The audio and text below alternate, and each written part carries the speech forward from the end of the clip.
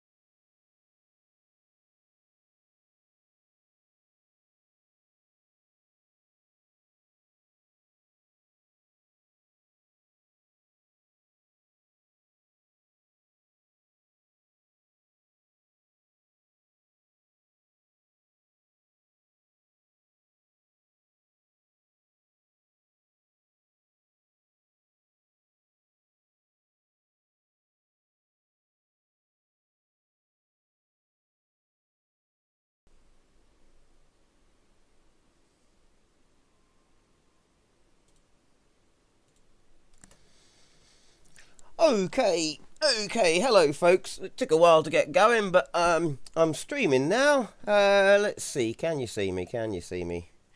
Oh, there we go. Oh god. Got bleed coming through here because I'm using my phone. Because of the way iRacing works, I'm using my phone to be able to see what is going on. So yeah, hello. iRacing's got a new update. And it's a bloody big one. So yeah, I thought I'd do a little live stream on it. Who's going to watch? I don't know.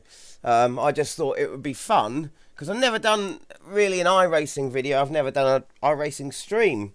In fact, I'm not very good at iRacing at all. Well, I mean, I've got the basic subscription, so I've got no paid content, no paid DLC. And I've been doing the whole iRacing thing on just testing it out. But I've had it for a while now. I've had it for it's got to be a year. And I think one of the main reasons I had to get it in the first place was to the challenge of trying to drift in iRacing because of its tyre model. I thought I'd give that a go. And on that note, I actually really like iRacing's tyre model up until you get over the limit. But then again, I know that's a common thing that's said about iRacing. But what we're looking at is this patch. And, well, it's huge. I'm just going to scroll. These are the release notes. I'm just going to scroll through here reasonably quickly because it's big. It's this big. Well, there's your simulation section. Connectivity, cars, tyres, race control, AI, graphics, audio, spotter, options, control, active reset, all the cars that have been updated, of which there are many, including this new Dirt Micro Sprint, which I think is new. By the way, if anyone's watching, am I actually coming through on the mic? If you're watching, just type something into the chat and tell me if you can hear me. And we can keep going. There's more cars, lots more cars, some more cars, even more cars. Then you've got your tracks, which has been interesting to me because there's a few new free tracks for us, us low rating no DLC people. Yeah, and then of course there's the whole Tempest weather system. So, I mean, just going through here, what we got?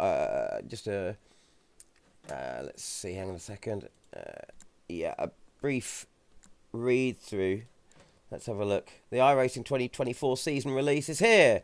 After years of extensive research and development, efforts and significant iRacer anticipation, rain and the Tempest weather system have arrived, together with multiple new product features, improved UI, new content, buckets of updates, fixes. The release is truly a landmark moment for iRacing. We'll start things off with a week of fun in week 13 and then official competition to commence on March 12th. Tempest iRacing's brand new weather system now allows for racing in the rain, fully operational, ready to manage the meteorological simulation demands of iRacing. Road license type is being split into sports car license and formula license types to provide separate competition ladders for drivers to improve participation, competition and matchmaking. And we've added new driver onboard experience that will help new customers getting to the track immediately set up their controls and get them racing with AR drivers and provide instructions. We've also had a refreshed look at the feel of iRacing. Hello, Mets, mate. How you doing? You all right? Very well, mate. Very well. I hope you're doing well. I know you're doing well because I've been hearing a lot from Flip Flops, and I know you. I've been watching as well. I know you're enjoying LMU at the moment. So yeah, we've got LMU going. We've got this monumental update for iRacing. It's all going off. But yeah. Oh, seeing as you're here, actually, quick question, Mets. If you were to take the same car, the exact same car, let's say the Aston Martin, or depends what you've driven. But just as an example, the Aston Martin GTE in LMU, and take the exact same car, the Aston Martin GTE in R Factor 2, do they feel exactly the same? Is the force feedback exactly the same? Does the car feel exactly the same? Or are there minor differences or major differences? Because I haven't bought LMU yet. Been a bit strapped for cash recently, to be honest with you. Yes, yeah. I've been seeing you're obsessed with it, but yeah, I mean, like as a direct one-to-one comparison, you know, have you tried? I know you haven't got R Factor, or you did have, but then you've not used it for ages. No experience in R Factor 2, none at all. Okay, all right. Well, yeah, get on that because the touring cars in R Factor 2, very nice, mate. Very, very nice. And the one thing as well that I'm a bit saddened to see about LMU is they've got rid of the 3-mirror system that you've got in R Factor 2. I don't like using radars and all of that stuff. I love the 3 mirrors because you can literally see at the top of the screen your left, right, and middle mirror. It's the best way for me to drive. And I've noticed in LMU they've gotten rid of that. You've just got one middle mirror. Although does seem a bit wider, but I would have thought that 3-mirror system, especially if you're in a hypercar with limited visibility, would be really useful. So I'm campaigning, me and Just Posted, I think, are campaigning to try and get that feature back. Yes. Do you know what? I already knew, Mets, that you were going to give R Factor 2 another go, because Flip Flops told me you'd already said that in a forum or on a video. So yeah, yes, I do hope there'll be an update for that, and I hope they keep updating R Factor 2 because I shall be severely upset if they don't. I've invested more in that sim than I have in any other in terms of money and time. Hello, Paulie Ness Spec. iRacing's winning you over a bit. Well, from what I've seen, because yesterday, I was waiting like the whole day for this update, and I was sitting there watching poor old Gamer Muscle, who must have ended up streaming for about 13 hours or something. He was sitting there waiting for the update, which was supposed to be done between 8 and 1, so just after midday UTC time, and it didn't. By 9 o'clock it still hadn't come out, and he ended up having to wait he must have been so tired by the time he got to actually finally try it.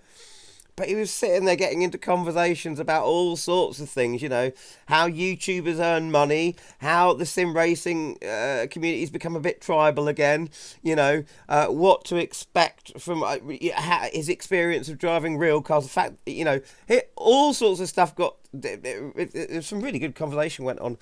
I gave up at about 9 o'clock. I finally went, right, it's not going to come out today, sod this, I'm going to jump in the car and go into town and get some bits and pieces that I need from Tesco's.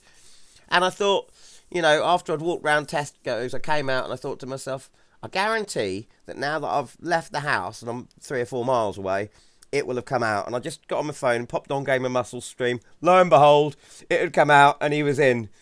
And I was like, yeah, that's just, that is just how life goes, isn't it?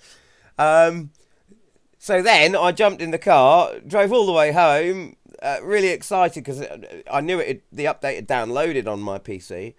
And then I went to open the iRacing UI and it had gone back to maintenance. I couldn't get in. I was on the support forums going, what's going on? I had iRacing people go, yeah, we've got a problem. We're working and it's nothing we can do. I was like, I've literally just driven home for this. Okay, I'll wait a bit more. And by the time it all started working, all I've done is, when I knew it was working last night, it got so late, I just booted it up to make sure it was working, jumped in the Toyota 86 in the dry deliberately because I want to try this out, live with you guys, and just drove it around VIR a couple of times to make sure everything was working, and it is. So that's all I've done. So anyway, just coming back to the chat here. What do we got? Specs. Oh, Mets VR. Did you? What do you mean by specs? Paulinus is loving a LMU by the sounds of it.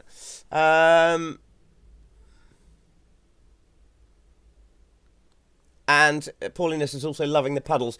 From what I've seen, because I've been keeping a close eye on, mainly people I know who have, have driven real cars and, especially racing cars. And so I've been looking at Daniel Morad. His was a great stream, looking at his reactions to the new weather system, because he got it, I think, early. Jimmy Broadbent, always fantastic to watch, and of course he got it early. And they were both, and then Game of Muscle as well, all of them were saying it's absolutely fantastic, and they were saying the paddles are really good. They actually create that drag on the right hand side of the car. And I'm extremely interested in this update, because over the winter period we have had a lot of rain here. So much rain to the point that I got my car stuck in our back field. It buried it about 5 inches down. When it got stuck in the mud, it just sunk. Had to get someone with a four-wheel drive to come pull it out. But I've had far too much fun in my front-wheel drive estate car in the wet weather. There's been lots and lots of sideways action where it's safe to do so around here. And so, yeah, I've been getting a lot of experience in the wet. In fact, it's been so wet here, and the surfaces around here where you can do it are so rubbish that I've literally had it completely sideways, just violently lifting off the throttle, no brakes, no handbrake, at just over 30 miles an hour, and the back comes sailing round. So I'm really, I've been getting my wet weather fix, so that I'm hoping to see how this compares. Basic Ollie. Yeah, I've seen Basic Ollie testing as well. He was there all night. Streamed for hours. I think he's streaming again today as well. Metz has got conflicting opinions on the iRacing rain. Be good to have a go myself. How do you think, Metz, it compares to the rain in LMU? Because I've heard a lot of people saying, oh, R-Factor 2 doesn't have drying lines, it doesn't have a wet line. It does, and they implemented that last year, where the rubbered in line gets less grippy. But I have had people like Jardier say, yeah, they have, but it's not that good. And I respect his opinion, because, he races real cars. But how do you think it compares in LMU? And also, of course, in R-Factor 2 and LMU, puddles, we do have them, but they don't function as puddles yet. Hopefully that'll be an update for R-Factor 2, but we don't have those working. Apparently they work really well in this. Second best rain I've seen in a sim, says Paulinus. What's the first, then, is the question there to you, mate. Oh, right, okay, I know what Metz means by specs now, okay. Metz VR, same as AMS2, aquaplaning, etc. Be good to compare the two weather systems. I think AMS2 weather system is incredible personally. Well, so do I, but I will say this about puddles. In AMS2, I love the fact that they've got puddles, but unfortunately, they do seem to me to be... They sort of switch on and switch. It's like, here's a puddle, you've got no grip. If there's not a puddle, you've got some grip. But the puddles, literally, in AMS2, and I've tried this, you can drive over the puddles at about 5 miles an hour, and the car will suddenly go sideways. I don't care what tyres you're running, no car completely loses its direction at 5 miles an hour going for a puddle. So that's the one thing I would say, and apparently the puddles function much better in this. But then I do hear, because I thought we were going to be able to have live weather. AMS2, you can have live weather where the weather is at, if you choose to go to a track. As you know, on the real date, as in the date you're actually driving on it, you can have the real weather that's going on at that track, at that place in the world at that time. And I think we were supposed to have it for iRacing, but we don't, apparently. It's not in yet. What else have we got to answer to here?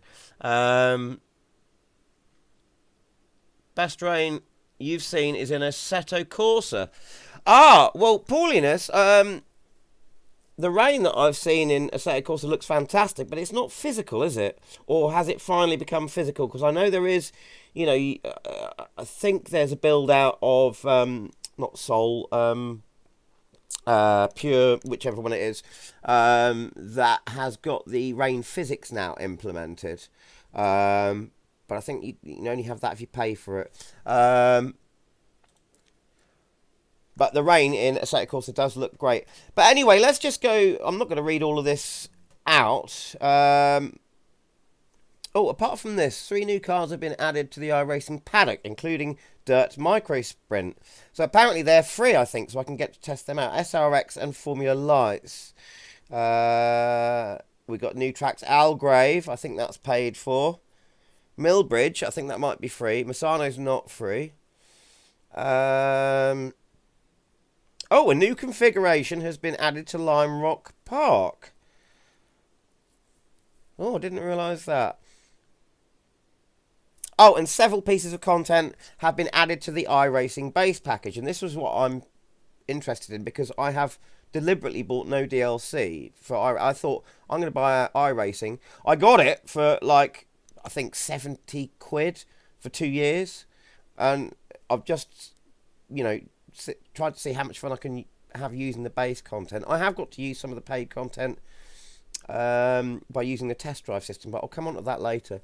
So they've made free the Dirt Micro Sprint, Circuit de Lédion, and I'm very interested in that, because that's a French circuit, and one of my favourite circuits, which is not in enough sims, is Manicours, and I know it is in this sim, but it's paid content. Motorsport Arena, Orkesleben. I love Orkesleben, and this is what I am most pleased about.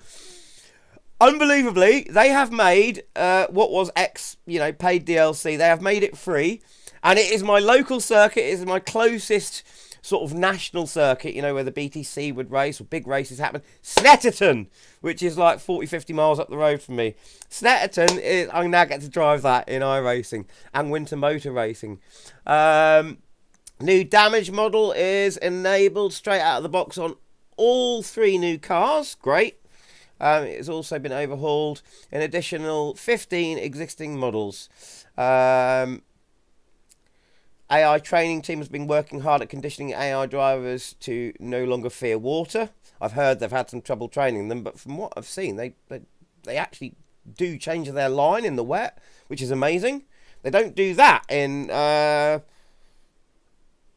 any of the other sims that I've seen. No other sim that I've seen, I've never seen AI change their line in the wet.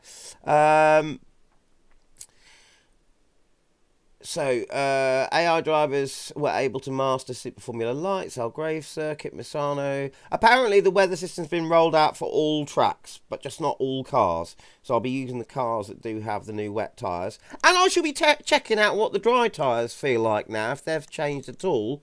Because what I have heard is people are saying it feels the tyres slip dynamic feels better on wet tyres than it does on the dries. This might force iRacing to have a look into, you know, how their normal dry slicks and on dry track, how they work in when you're over the limit. Because of course at the moment, well, as it was, you know, you get over the limit, the car would go sideways, and if you pulled it into line enough, the grip would just never come back. Hopefully it will. Anyway, I'm getting sidetracked. Anything else that I'm missing in chat here? Metz is going to get his dinner ready. All right. Well, I'll keep you entertained in the background then, mate. Season highlights include Microspin, Algrave, Millbridge, several tracks here. Tempest weather system, which is obviously the biggest thing. Also, we got the road license splits, of course, so it's now split into sports cars and formulas. New driver onboard experience, so there's a few new bits in the UI. An iRacing general visual refresh, always good. 3D curbs at Fuji, Speedway and Sebring. I hope they get those 3D curbs in for everything. 3D foliage system, which I might have to turn off today because I'm going to see how much the rain impacts the FPS. But that's only at certain tracks. Damage models for loads of cars here. Most of them paid. Which ones have I got? Kia Optima has now got damage, but I don't know what the tyres are like on that. VW Beetle, cool. Honestly, I have not tried out hardly any of it. I've had this a year and I've not tried out hardly I'm basically new to iRacing. I've done like a couple of online races. Do find the AI very good. AI ready rain racing. And new setups. So the Tempest weather system. I've got to go through this before I actually get into the game. Within the Tempest system, what are the points here? Time to keep umbrella within arm's reach of your... Oh, that's just marketing. It's completely replaced the old weather system. Okay, cool.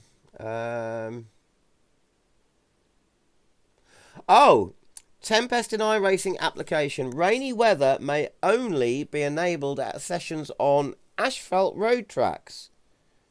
Rainy weather may only be enabled during sessions that include rain-ready cars with either updated tyres or a newly developed rain tyre. That's weird because I was wondering how the wet weather would work with the dirt, with their dirt tracks. And I'm damn sure I've already seen a video on the iRacing Reddit or one of their forums or someone had done a screenshot of one of the dirt tracks with some of the sprint cars in the rain. So, have they patched it, or is that someone's just done a nice Photoshop thing there? Rain-ready cars are... So, the rain-ready cars are the IMSA GT3 class cars, Audi R8, LMS Evo GT3, BMW M4 GT3, Ferrari 296 GT3, Lamborghini Huracan GT3 Evo, Mercedes AMG GT3 220, 2020, and the Porsche 911 GT3 R992. Well, I like the 992. So, the GTP class stable of cars as well. Acura ARX 06 GTP, BMW M Hybrid V8, Cadillac V Series R GTP, and Porsche 963 GTP. So, Toyota GR86, which is probably what I'm going to be concentrating on because that's free content, so I've got it. Dallara P2117. Have I got that? I don't know if I have. FIA F4 Super Formula Lights. Right, so I think what I'm going to do is I'm going to open up the UI here. Bear with me a moment. And see what I've got actually available to me, what I can actually use. I think I'm probably only got about 2 cars that I can actually use. There we go. Okay, let's open that up. And so where's me page here? So let's get that smaller. So GR86 is rain ready. Let's go to cars, car name, all cars, rain enabled cars only. Okay, right, so this is showing me the rain enabled cars. So obviously these are the ones that you've got to buy. I have only got available to me the Toyota GR86 and the new Ray FF 1600, which is a free car, apparently, I think. So I'll be testing with those 2 cars. Let's have another look at the patch notes here.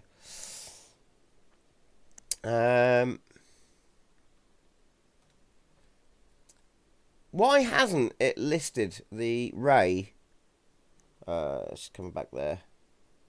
The Ray FF 1600 as an available rain car here. Just says FIA F4. Well, that's not it.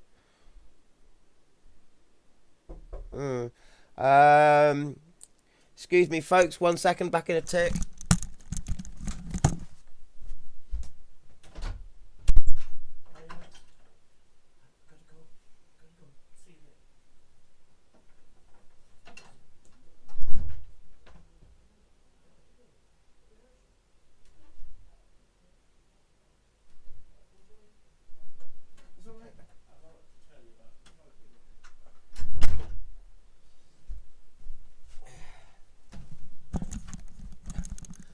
Right, just dealing with a knock at the door there. There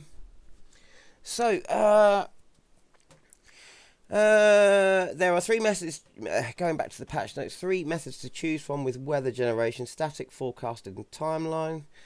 That sounds self-explanatory. So you can choose your weather to stay as it is or have it forecasted. Road licensing split type. Well, that sounds self-explanatory. New Racing Onboarder. A new feature has been added to iRacing specifically designed to give new users an up-to-date ramp up directly into iRacing with guided first track on-track experience. This feature allows users to select preferred starting experience using either oval or road content, helps them set up and calibrate their controls. Okay, yeah, okay, I've done all of that, so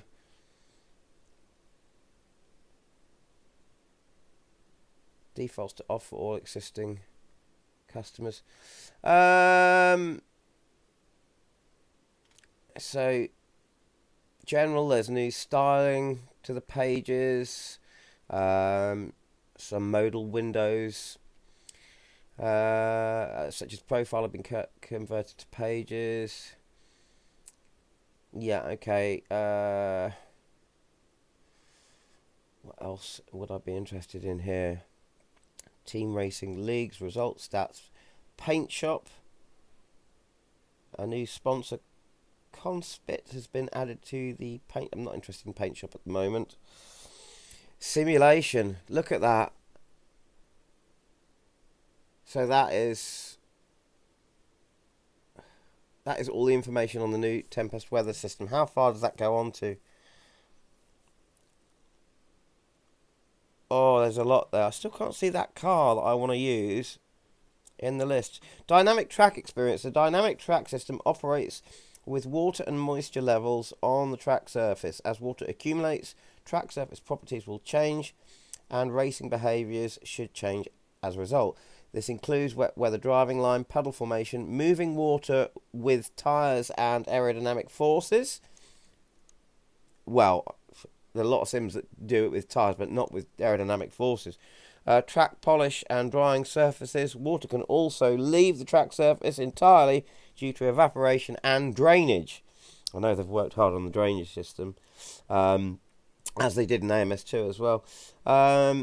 And then mapped to the real-world positions in all asphalt road courses. So I guess the drainage will be where it is on track in the real track, and the puddles will form where they do on the real track. And I know from listening to Daniel Morad, who's driven a GT3 round a very wet Sebring, he was saying that the puddles form exactly where they do when he's been driving there. So it's going to be a very different driving experience. I have heard as well that apparently if you go off track in gravel or grass, the depth of how far your tyres can get into it will now change. So, you know, if you get into the grass or the gravel and spin up your tyres, you can bog yourself down and actually get stuck. I think I saw someone from Overtake GG do that. Anti-cheat software simulation. What I would like to see in here... tyres. Here we go. Grass slipperiness has been increased slightly for both dry and wet situations. That's good, because I actually find the grass sometimes seems to be, in a sideways situation, seems to be more grippy than tarmac. From my limited experience of iRacing, that does seem to be the case, so I'm pleased to hear about that. It's kind of the opposite in AMS2. A lot of people say the grass in AMS2 is too slippery, whereas I've always found it in iRacing not slippery enough. Off-track rolling drag forces have been updated, especially when car is also under braking. Right, so yeah, I guess that means when you come off the track and you get onto grass, if you start braking, it's going to be less efficient, something like that. A tyre's off-track surface depth detection, here we go, has been updated. As tyres get further from the racing surface, the effects of the off-track surface will be stronger. as the sand or dirt becomes looser and deeper. That's what I was talking about earlier with the tyres getting at the ground. So there's nothing there about a new tyre model for the dry tyres, which is, I was really hoping that that would be something that would come along with the wet tyres, because I was thinking with the way iRacing's tyre physics work over the limit, how on earth are they going to be able to implement rain? From what I've seen, it looks really good. So they might want to think about updating the, well, your normal racing slicks in the dry. AI racing, there is a lot. True tyre temperature test, tepid to torrid. Dealing with the loss of a loved wheel. What on earth does this line mean? AI, dealing with the loss of a loved wheel. I used to love my old Momo, but now it's gone. But it's alright because I've got a FANATEC. I don't know what that means. There's all sorts of racing speed mathematicity level 8. I don't know what that means. Choose your own racing adventure, downforce and gear selections. Ankle strength trailing. Ankle strength training for maximum throttle control. iRacing's AI Racing School led a double curriculum for winter 23-24, where much of the time has been focused on driving in wet conditions. Let the AI drivers be the first to tell you that driving in the rain is tough, but they have preserved and have earned their first stripes for rain capability. So this is all the stuff that they've been training them to do.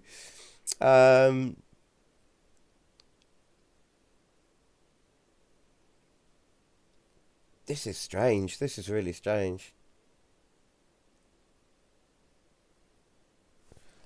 Oh, I guess it's training all the stuff like looks like a storm is rolling in and other scary stories to tell in the pits. I guess this is all to do with training the AI to know when to change their tyres. Some of this AI drivers are ready to compete in the following new cars: Super Formula Lights. Racing is now available at the following additional track configurations. Right. I thought it was enabled everywhere. There we go. AI drivers have improved their driving capabilities with the following vehicles, and the Ray FF1600 is in there. Maybe it wasn't listed on the other list because it's got all-weather tyres, so you never have to change the drivers on that. AI drivers improved their racing lines at the following track configurations. WeatherTech Raceway, Laguna Seca, so we'll try Laguna Seca. That's definitely involved. Graphics have been updated.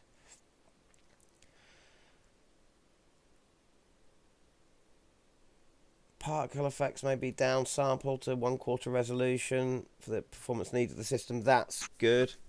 But I hope, the one thing I hope is, I've been seeing that the spray when you're behind another car is very realistic.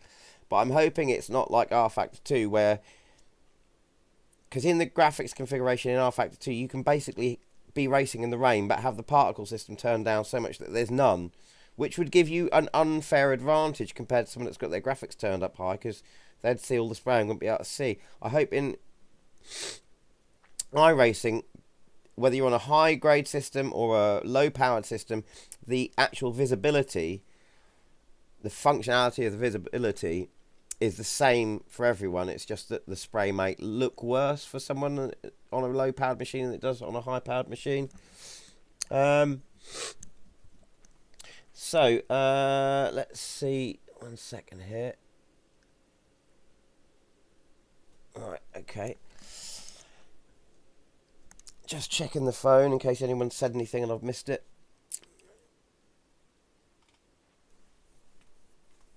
Pit stops, auto fuel now re-enabled itself in pit if auto fuel default enabled 1, even when in auto. This is just stuff I don't know about. Spotters have been updated to tell you about weather conditions.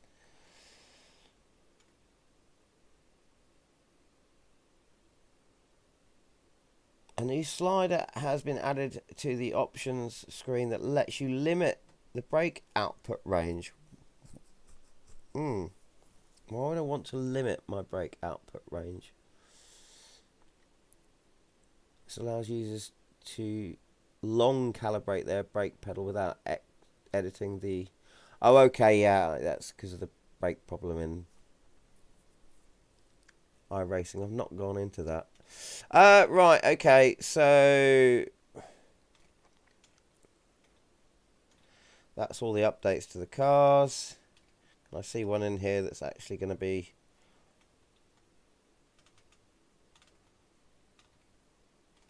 relative to what I'm going to be driving.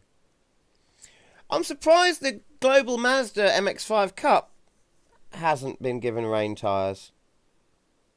iRacing setups have been updated.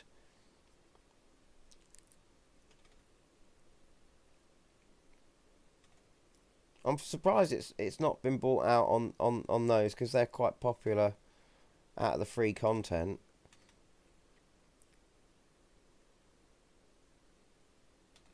Let's have a look. Let's have a look. Keep going. Keep going. Ray FF 1600. So this is relevant to me. This car is rain racing ready. Car's tyres have been redeveloped to support both dry and wet conditions.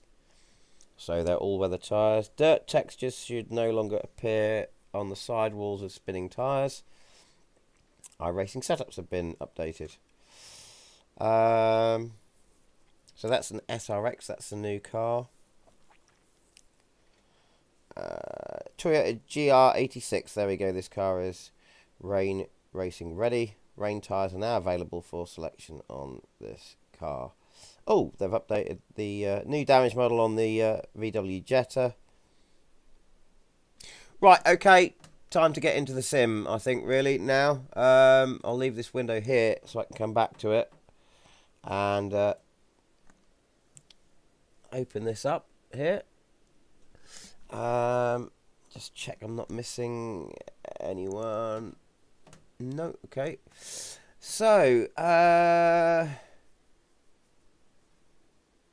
so if the rain's been updated for all these different tracks, I'm gonna go. I have to just. I've got the car that I want, but tracks wise, I am going to. No, I'll go to Laguna Seca first because I'm used to. I've driven around there so much. I've been using it as a test bed in this and quite a few of my other videos. I'm going to use Laguna Seca, but I am definitely going to have to try out Snetterton as well. So we'll go for Laguna. There we go. And let's have a look at this weather. So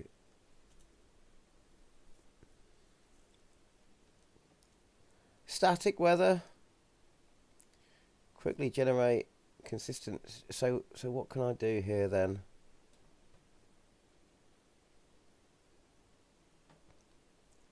Partly cloudy, mostly cloudy, overcast. So that's just literally for cloud cover.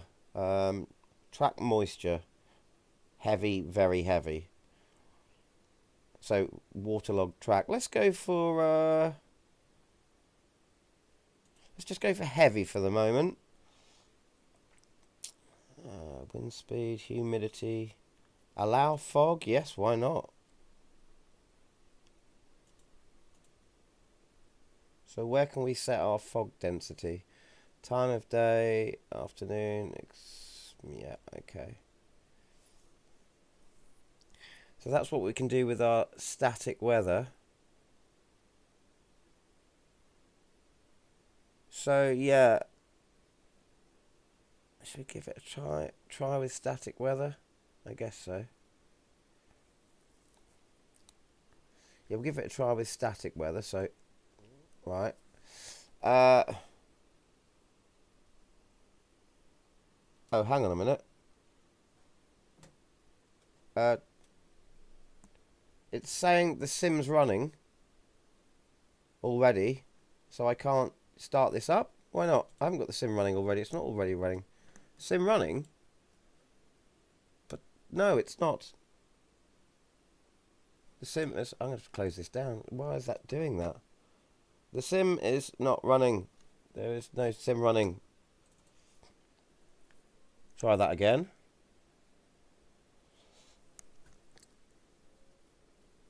Pauliness is saying Available update right now, I think, iRacing. Oh, no, I did get... There's a hot fix today, and I think I've already got that. Otherwise, it would be asking me to update. Timeline, then pick rain. Timeline, then pick rain. Okay. Yeah, so if I close this and open it, it's not going to update. So, yeah, I've got all the updates. Oh, maybe not.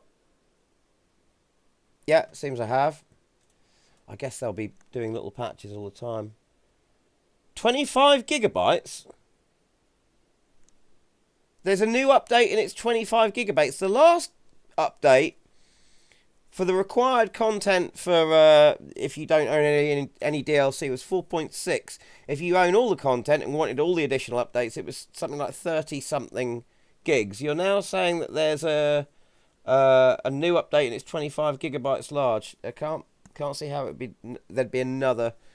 That must be the main update. Is yours, Paulinus, is yours not updated yet? I don't know. Let's try this test drive thing again. Welcome to updated test drive model. Here we have streamlined the process of setting up your test drive session in order to get you on track quicker and easier. You're doing it now. Well, why is it not asking me to do that? I wonder. Yeah, okay. Yeah, that is a favourite car. Yeah, okay, so we'll do that. Yeah. Right, track very wet. And it is now giving us the option to test drive. I wonder why it didn't earlier. Oh, thank you for the love heart, whoever that was. Or is that... No, that's just an option for me. Right, let's... Here we go. First time in the Toyota on a wet Laguna Seca. I'm looking forward to this. I'm wondering what the frame rate is going to be like. I've left my graphic settings kind of as they are, which is set quite high, so I might need to make some adjustments, but we will see. We will see. Oh! Oh, listen. Oh, listen to that. I can hear it and see it. Look at that. Look at that. Right. Oh, look at that. You can see the pedals forming around the right-hand side of the track there. Let's get in the garage and set it up. Tyres, wet. So we'll select wet tyres. It doesn't automatically select wet tyres for you, but if you go out onto the track and you've still got them set up as dry, your spotter person will say, "Oi, you've got wet tyres on." They will let you know.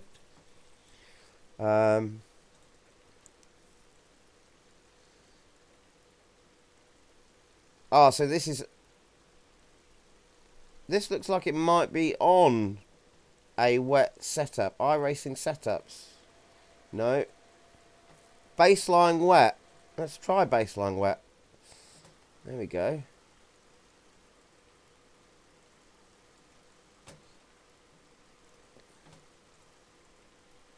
Okay.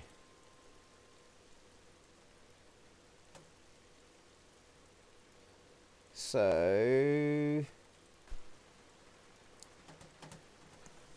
Oh, I'm reading 86 to 90 FPS at the moment.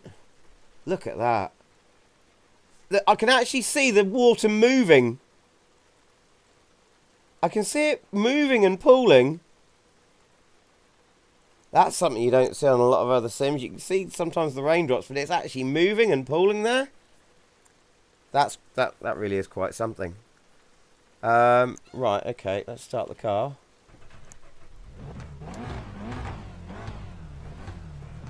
This is my first time.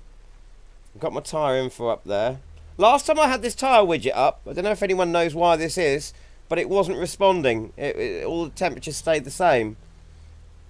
It wasn't actually working in real time. But anyway, this is going to be my first time driving this car on wet tyres on a wet track. So let's see. This car doesn't. The slicks are really, really grippy, and it, even with full revs, it will not wheel spin a lot. You know, straight from a standing start. So let's see if the wets do wheel spin a lot. No, I've had it stalled it. Wow. Wow, that is. Okay, that's strange. I'm right in a puddle here as well. That is weird. I would be expecting a lot of wheel spin. Ah, I know. I bet. Because this car, yes, it's got traction control on. I'm going to try turning the ABS and traction control right off. Yes, I can do that. Obviously, they've put that on for that baseline setup. It does look very cool, doesn't it? Doesn't it? Oh. Still not a lot. Oh. Wow. Plenty when you're right in the puddle. So look, oh, look at that puddle there. Oh, where have we gone now? Wow, that does feel pretty cool. But we didn't get a lot of wheel spin down here in the pit. I guess maybe it's a bit drier down here. No, that is quite a lot of wheel spin. But my tyre info here.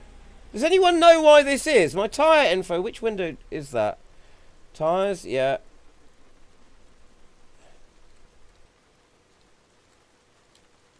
Using all my F keys there. Tyre info is just not live. It's not. There's no change in temperature to my tyres at all. Why is that?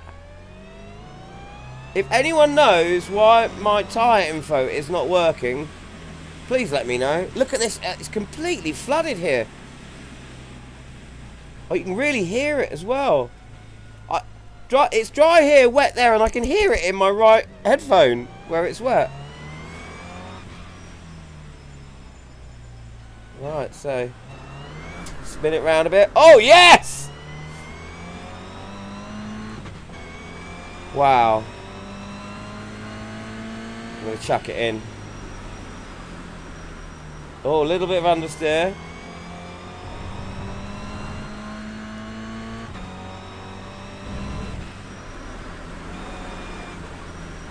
Much more understeer than oversteer, actually. Look at the way that the rain's moving up the windshield.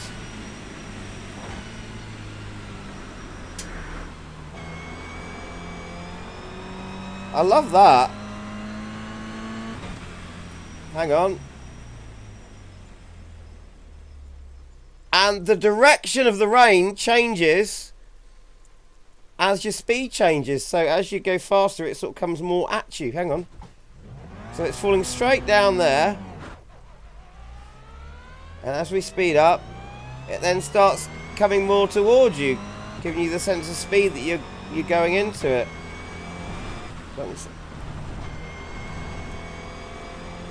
Huh. But why is this tyre? Why are these tyre temperatures just staying static and not telling me anything? Am I using the wrong tyre widget? So much understeer. I think this setup. Oh, whoa, whoa! There we go. Did we just go through a puddle? I don't think we did. No, it's just really slippery there. Okay.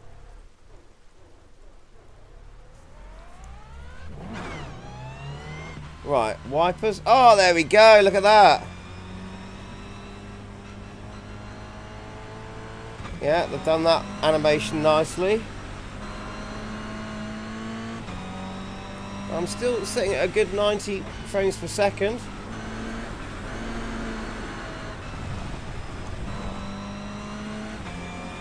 just see what a lap feels like. The rain looks kind of equal across the track there. Looks like there's a bit of a puddle there. Big puddle on the outside here. Well, not massive, but... Oh! I can hear that, and big one here. I can feel it in the steering. When you hit a big puddle. Oh, yeah! I hit the brakes just before I hit that puddle, and as I went over the big puddle, I could feel it sort of aquaplaning it over the top.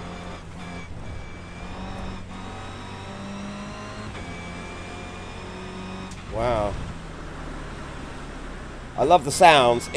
The sound, when you're sliding in the rain, you know, you don't get that. You hear the tyres sliding in the rain just like you do in like, or I would in my real car. You hear that kind of gravelly sort of, you can hear the tarmac, but the rain's flattening it out rather than your usual tyre screech sounds. That's the best impression I can do, a tyre screech sound. Although it sounds more like a puppy being kicked. So I won't do that again because it's horrible. Oh, yeah.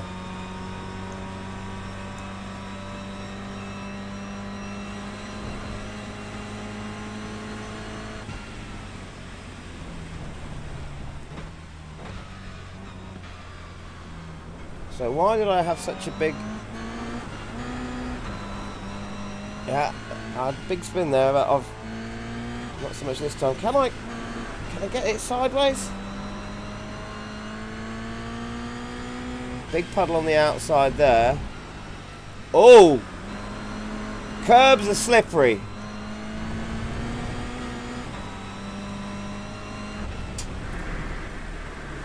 Yeah! I deliberately put 2 wheels on the curb there and 2 wheels on the tarmac. And when I braked, the car wanted to go to the left because obviously it's got more grip on the left than it has on the painted curves. That's good. This is really deep. This is really quite detailed. What about this green stuff here? What's that like? Just not that grippy at all. You can feel the grip increase as soon as you get on the tarmac. We'll go through this puddle again. Can hear the puddle where it is on in the right headphone. I wonder what this would be like with surround sound. I can feel just about where the point is where I can use brakes but without locking up. That's great.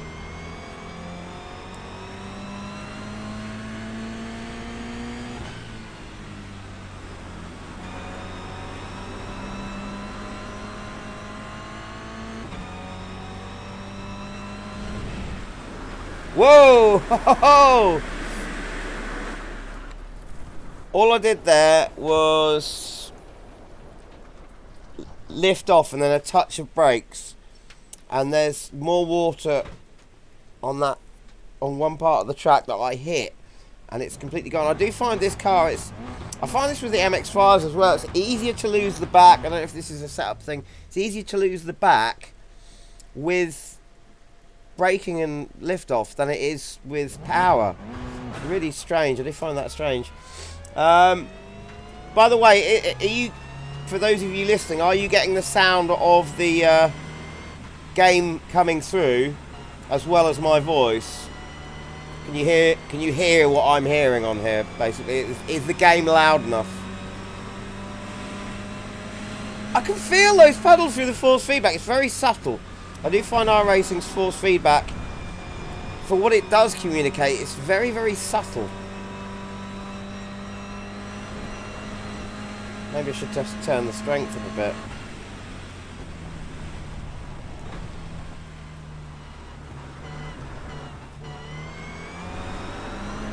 Power slide. Okay, there we go. Okay, oh, don't hit the wall. There we go. That was... Is there any way to do an instant replay in iRacing without actually getting out of the car? Because I'd quite like to see that. But I was throttling it out as hard as I could, trying to get it sideways out of there, and it did.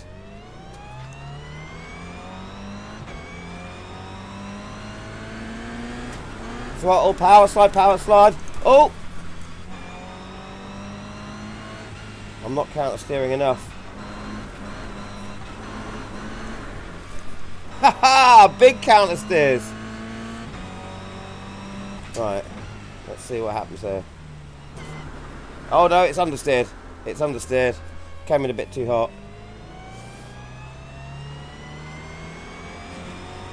Oh! This is the one thing that I just... This is the one thing I hoped rFactor 2 was going to do when they started updating their weather system with the way rain fell on the windscreen, that sort of thing. I was hoping, because they've got graphical puddles which will build up in rFactor 2, but you can't feel them. It does nothing to the car. It's just, you know, with rFactor 2, the whole road just gets less and less grippy the more rain. But if you see a puddle, if you drive through, it doesn't react like a puddle. There's no aquaplaning, it doesn't slow down, it doesn't pull one side of the car as the water goes up into the wheel well and causes friction.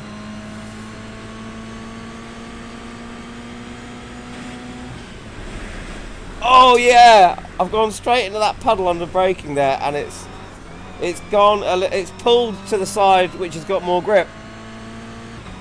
This is quite something. The fact that I can feel it through the force feedback is just...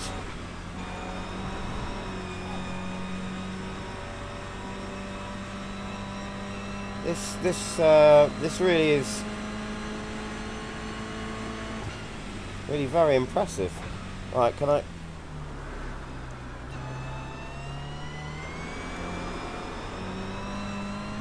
Right, can we get it sideways around Rainy Curve? Because it is the most appropriately named curve or corner for wet weather, named after the motorcyclist Mr. Rainey.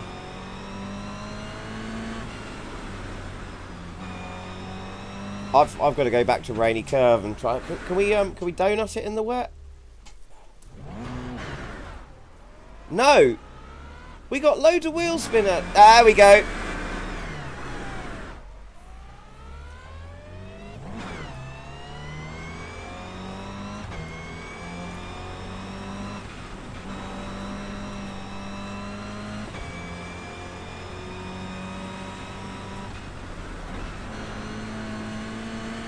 I really want to get a big wet slide around Rainy Curve there, so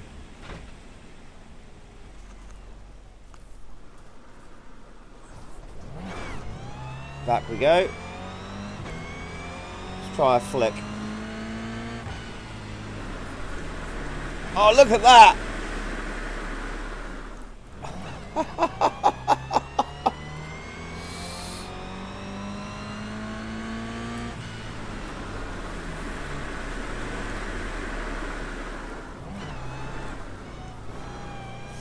It's still, I can feel it. It's still, these wet tyres still seem to have that characteristic that the dry tyres have, where you'll enter into a slide, come off the power, but not just lift off so you get lift off oversteer, just come off the power bit so the back wheels slow down to regain it, bring it into alignment. But then it gets to a certain angle and it just goes, it's like it automatically goes a bit more and speeds up the sideways action when it should be coming back into line. It does, it's definitely iRacing's tyre model, but possibly more forgiving.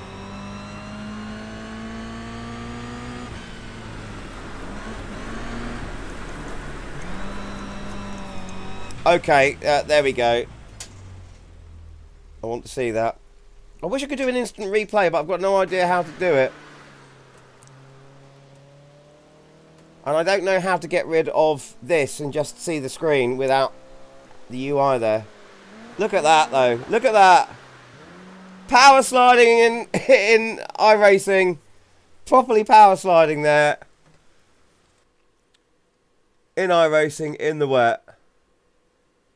Oh, when you pause it, the rain disappears. Look at that. So I paused the video and all the rain's disappeared.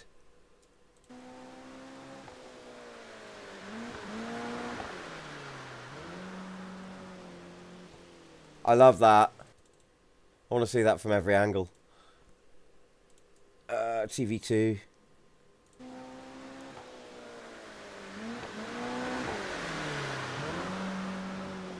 Love it. Love it.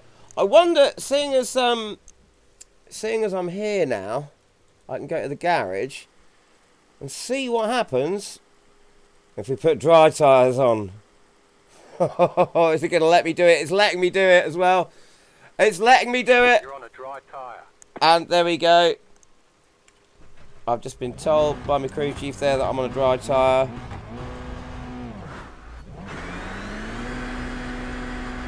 Again, my little tyre widget there is telling me nothing. Oh, that is very slippery.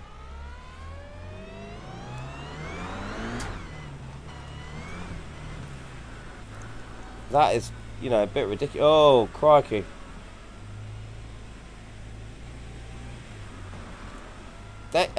I'm actually hitting the bollards. So this is, I mean, this part of the track here is sodding wet, and I'm on a slick tyre doing 55 kilometres per hour, which is about 30 miles per hour. Oh, God.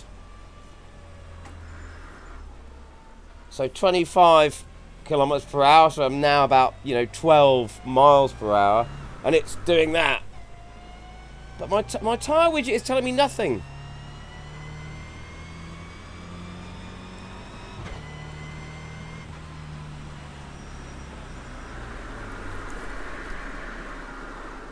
Yeah, you have got that. Right, so the dry tyres are still doing their...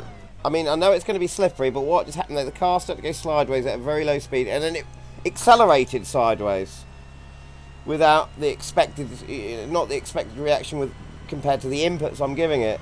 So the slick tyres still have got a bit of that... Like there! I'd already counter-steered, it already started coming back into alignment, and then without doing anything, it just went, no, I'm going to go sideways again. Can I do a lap on dry tyres?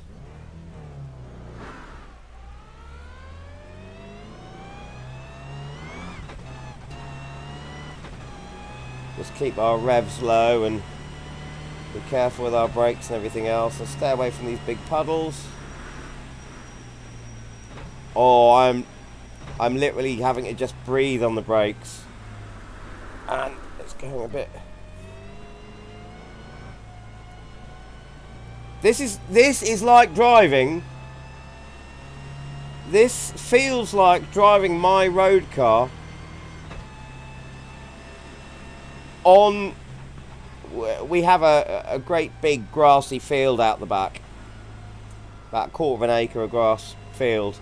And when it was just ridiculous weather here over the winter, and the field was waterlogged, this is only within the last few weeks actually, it feels like driving on the grass there with my normal road tyres on.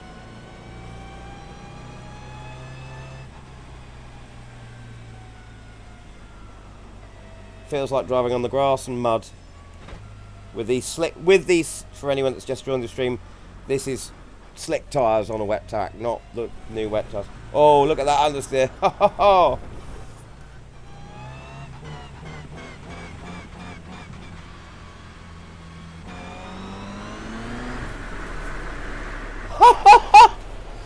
Brilliant.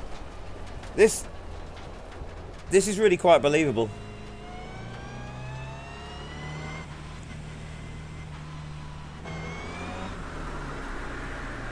Oh my God. Low speed, extremely low speed, wet drifting on slicks. Oh, I'm going to have far too much fun with this, am I? Look at that. Why are my tyre temperatures all reading exactly the same? Well, they're not changing at all.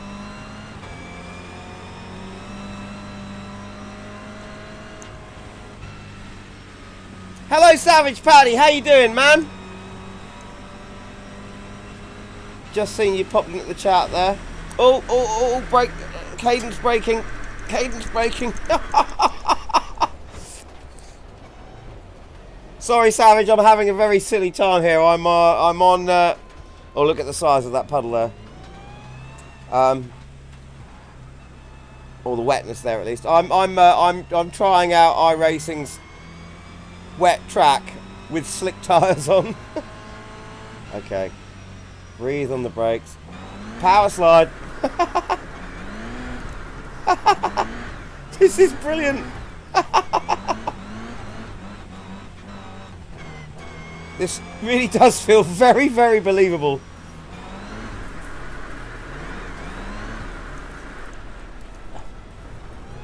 But have they updated the drive? It drifts. It gets sideways better in the wet, even than it does in the dry. This is really good.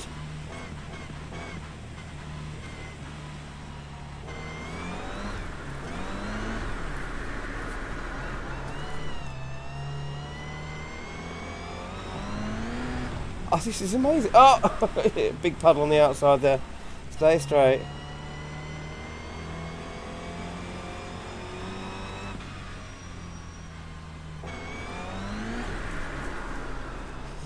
This is brilliant.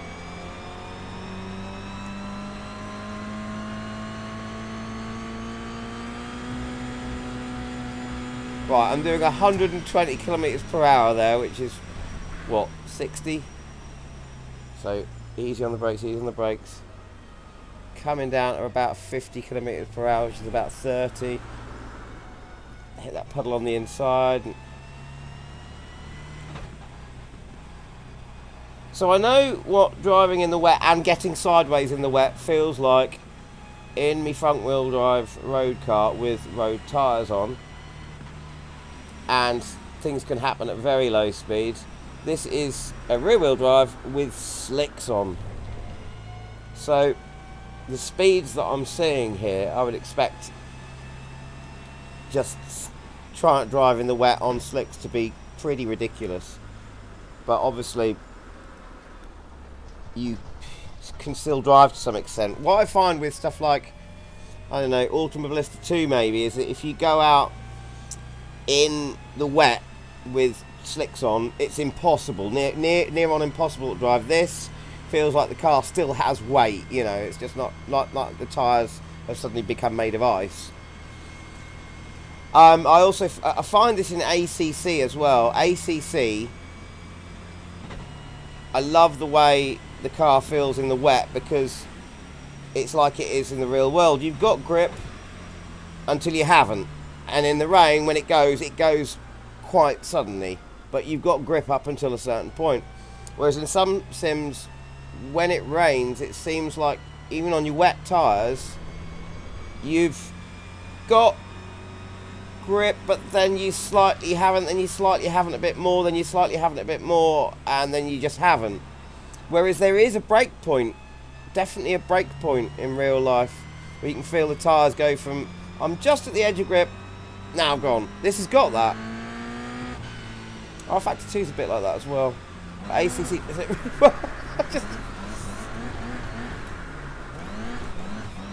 Right, I want to get a nice drift on slicks for the outside cameras. Avoid that big puddle there. Oh god, oh, too much. There we go. How am I managing to stall this in the wet? Oh, what happens if we stay on the sand here and try and bed ourselves in with this new off-track system? Why can't... It's not... Surely I could be able to spin the wheels up in the sand here. It's not letting me do it. This car's just got no acceleration.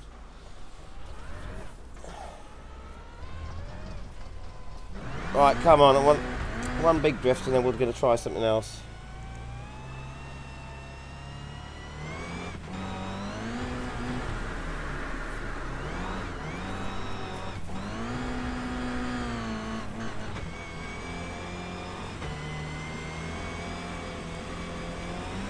I love the way it pulls! It pulls to one side. When you go through the puddle, it's fantastic. Right, okay. Sod the big drift. I've got to go back to my wet tyres again. That's just... It's a lot of fun. No, I do have to do one big drift for the video on dry tyres. I have to now. We'll do it this first corner.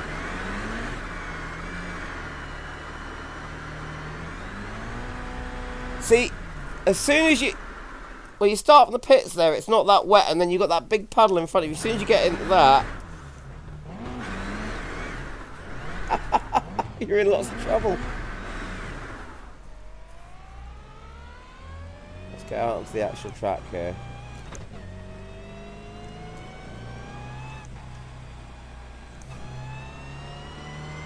Oh my god, it's so wet there now. Right.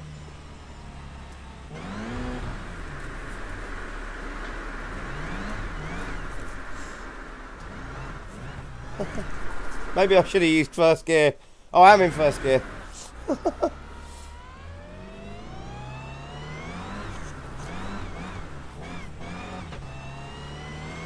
It should be really quite easy to do a control drift because I'm on slicks at a stupidly low speed. There we go. There we go.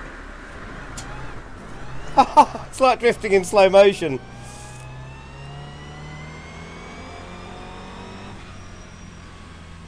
Right, gotta be careful.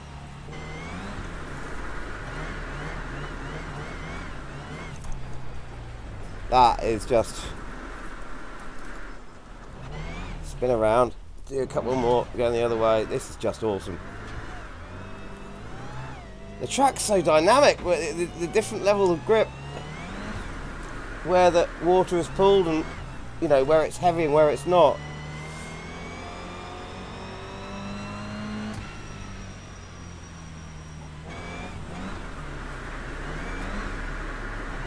Oh, not enough power there. That was a bit grippier than the last corner. Maybe I should go down to first for this corner because this corner's really wet.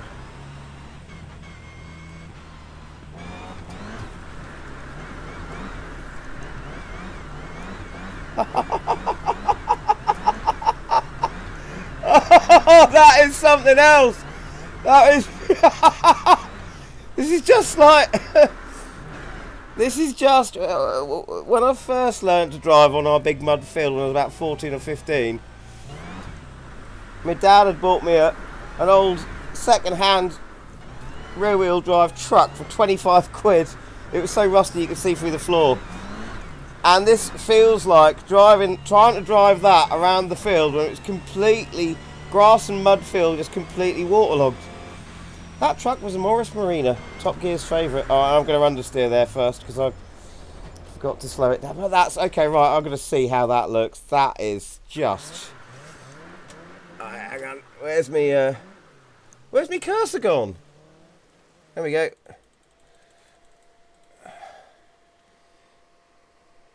Oh, this is going to be fun.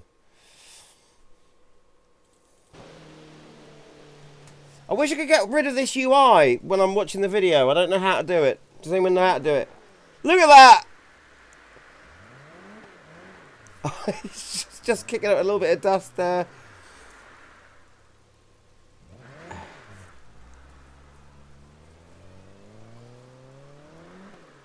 How can I get rid of the bloody UI? I don't know how to do it. Really annoying.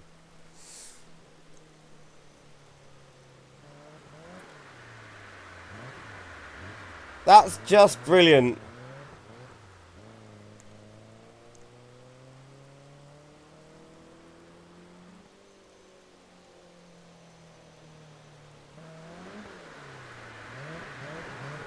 Look at that.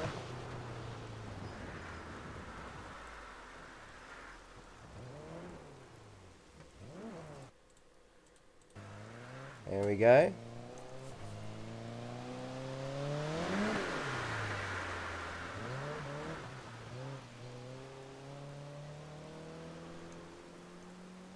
Can't believe how well those tyres react to the rain dynamic. It's just brilliant.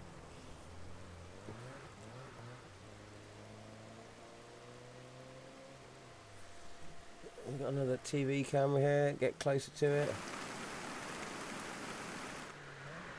Look at that. Just look at that. Slow motion drift all the way around.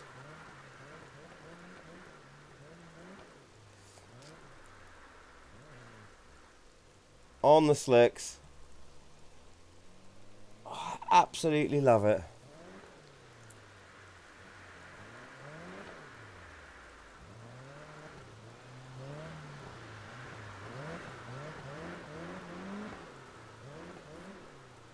It's just like like I used to do on the mud field with the rear wheel drive. You know, you can hear me doing it there. Sort of on, off, on, whap, whap, whap, whap, whap, just enough. Understeered off that corner.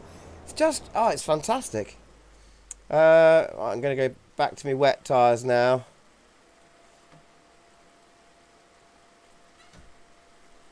Let's go for another drive on the wet tyres.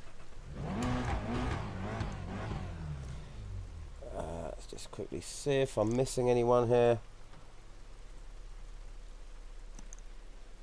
No, no one's really talking. That's all right. We can go back to full screen. Wrong thing. I've done the wrong thing. There we go.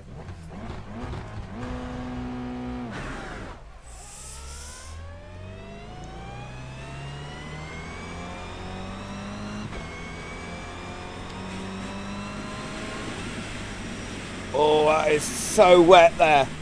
That it has just built up even more and more there.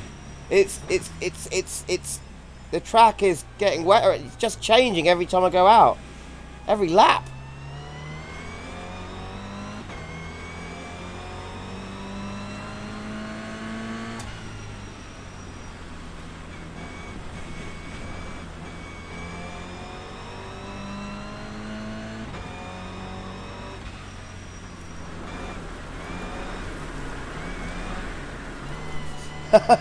Get a higher speed drift on these wet tyres.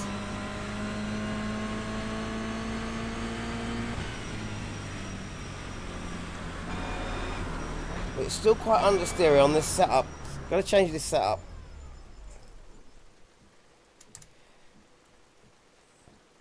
As soon as I've got those wet tyres and I've got more grip, the understeer becomes just much more. How can I change that? So let's take our ARB to soft on the front from stiff. It's down as low as it will go. Will it have that? And pass tech inspection? Yes, it will. Rear ARB. Oh, I can't have anything more than soft. Can I set it stiffer? No. Okay. Can I do it through the suspension? Let's have a look.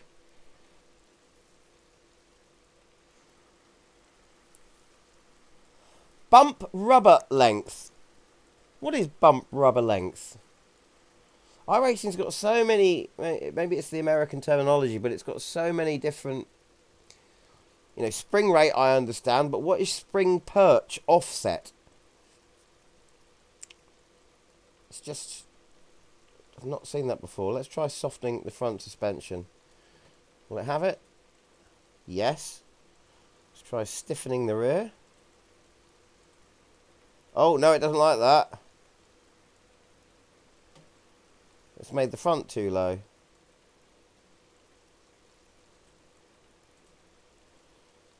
Oh, I can't stiffen the rear anymore. What about just stiffening the dampers? Yeah, okay, a little bit more.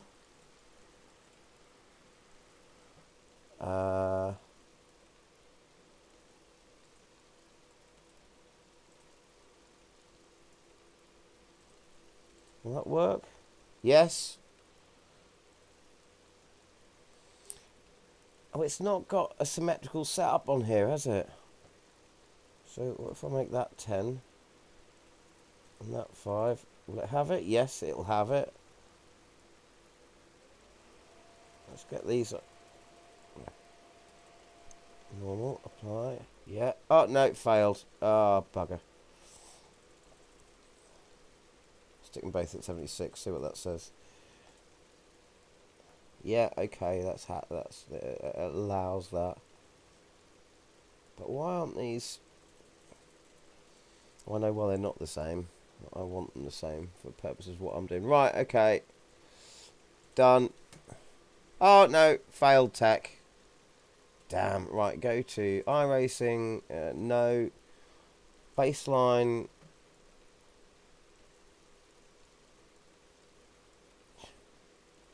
Baseline not wet, basically. Okay. Come back in here. Front out. BR soft.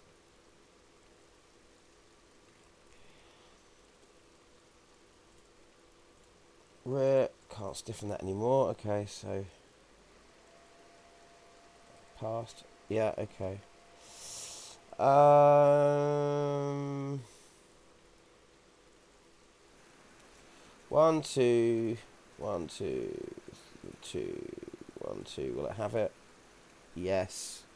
Soften the fronts.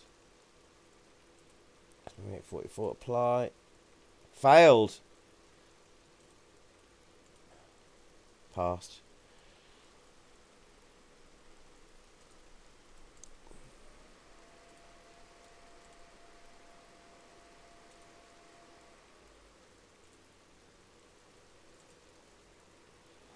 Right, it's probably about as much more of an oversteery setup as I can get. I'm on the dry tire. Yeah. Okay, I'll change that as well. Good job, it lets you know that. Wet. There we go. Apply. Passed. Done. Thank you very much. Oh! Sometimes I get wheel spin, sometimes I don't. What's that all about?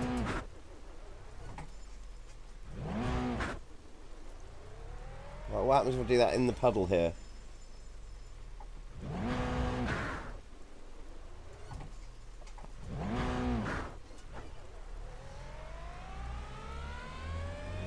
Getting plenty of wheel spin earlier, even on the wet tire. So wet here now. Right.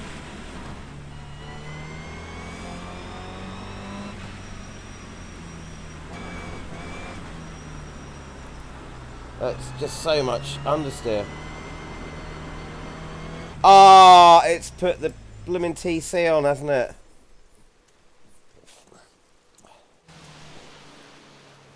I bet it has. I can feel it. Yeah. Get rid of all of that. Thank you very much. I want to have fun.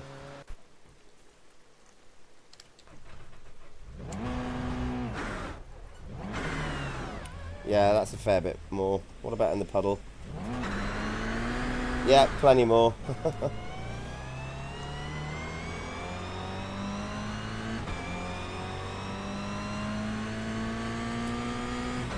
Right, I don't want to understeer. I want to pitch that nose in and then power slide. Wet weather tyre, power slide. Keep it going. Oh! This car just hasn't got the torque unless you're at peak rev range. Yes! Yes! Yes! Yes! I love it!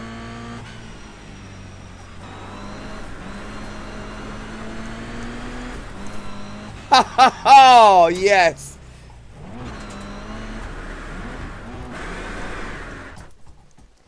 I've stalled it, how embarrassing. You didn't see that, right?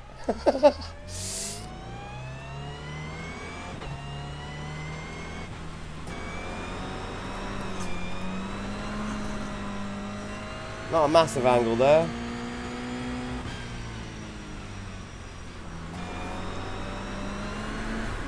Yes. Oh no, too much.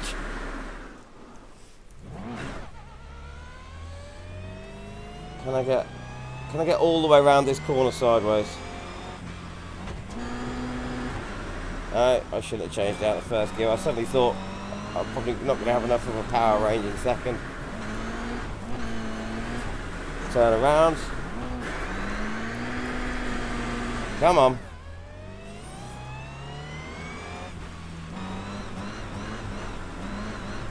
Yes! Yes! Yes! Yes! Look at that!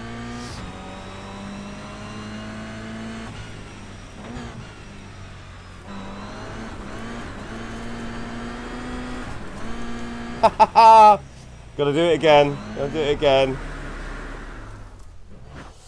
By the way, if anyone thought that this was going to be a sensible stream, no.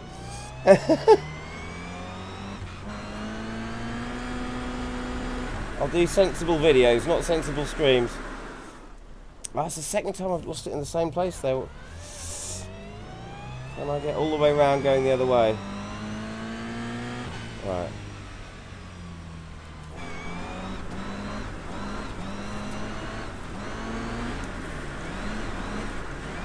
Yes. Yes, I can.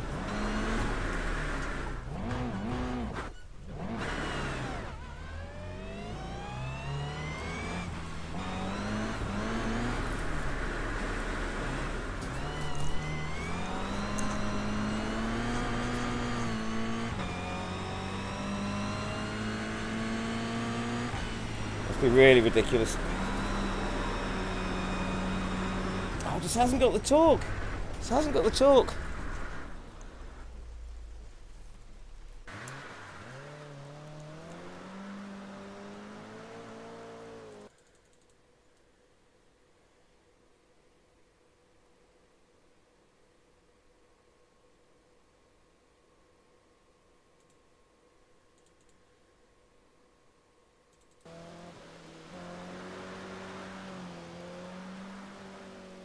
That really is a lot of fun.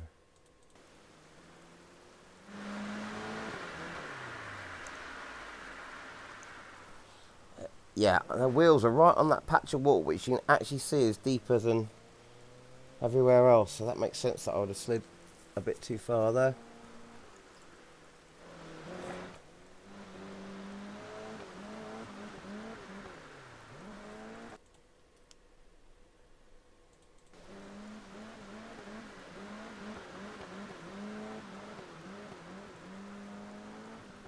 Oh, that is awesome.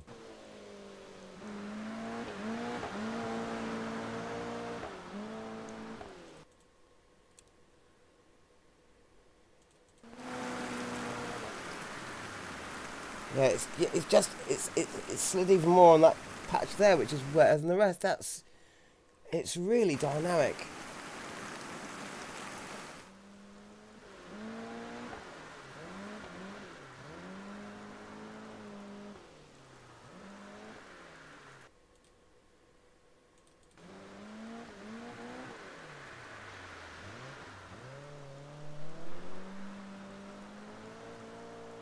Oh, I absolutely love this.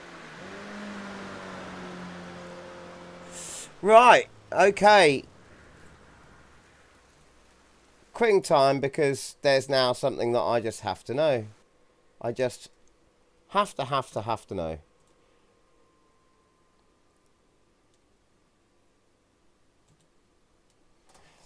Right, why am I getting this sim running message when I want to go test drive?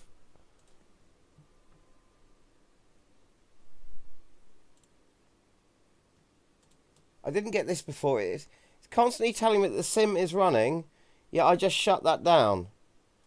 So what have I got? Close the entire UI completely and restart it every time. Why is that happening? I don't like that.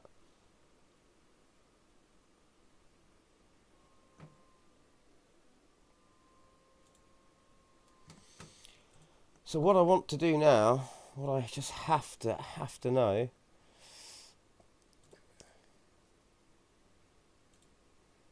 is, has anything changed with the state of dry tyres? So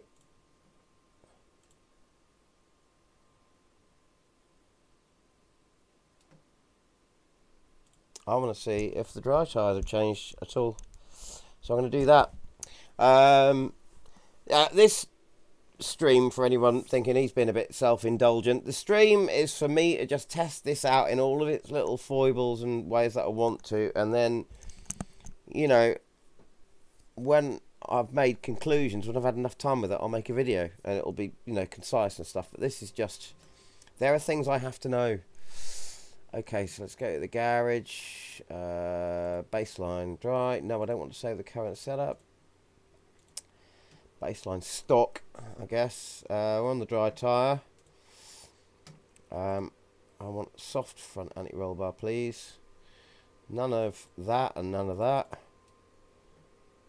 I want to know what the slip angle's like now with these disconnected soft. I can't make that blooming thing any. Can I bring the wing down? No, can't bring the wing down further than 5. Oh god, okay. Let's get harder rear suspension. Will it have that? Yes, it will. Softer front suspension. Will it have that? No, it won't. Why is the ride height low? This car, I don't understand. This car rides quite bloody high anyway. There's a lot of ground clearance for a racing car. Softer front rebounds. Can I have that? Yes. Softer front rebounds again. Can I have that? Yes. Okay. Even harder rear suspension? No, won't let me have that. So I just want to get as much possible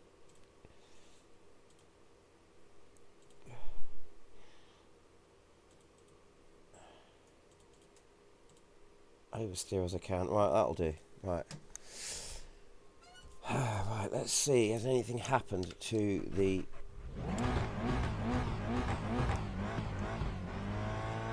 dry tyres?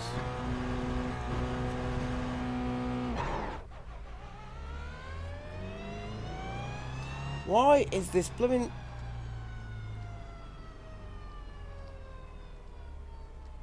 Why is that completely...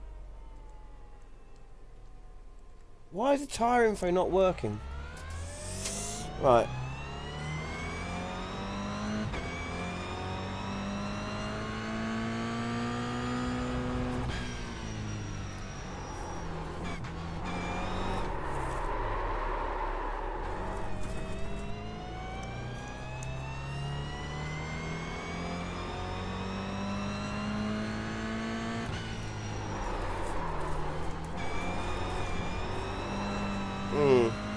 Okay.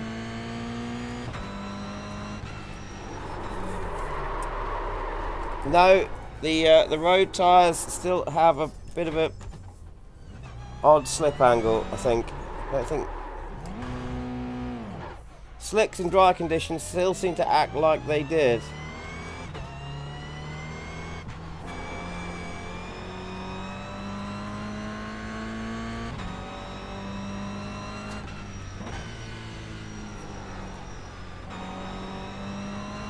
Almost to the point where I daren't even try drifting it.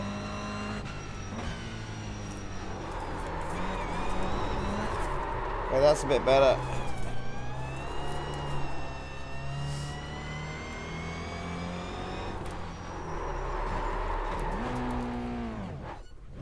Install it.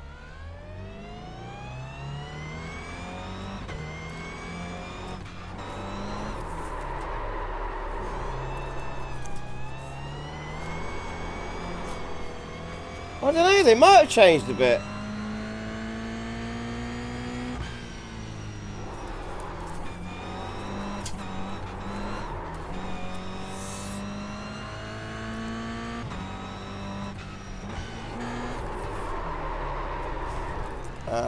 It still does step out weirdly.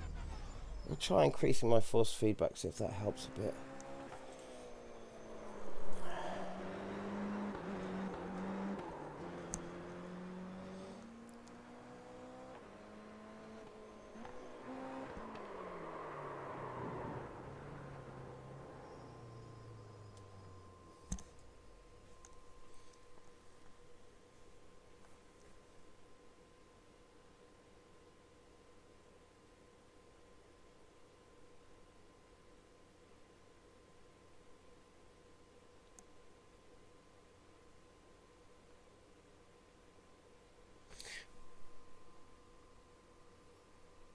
I'll just change that. Maybe that'll help.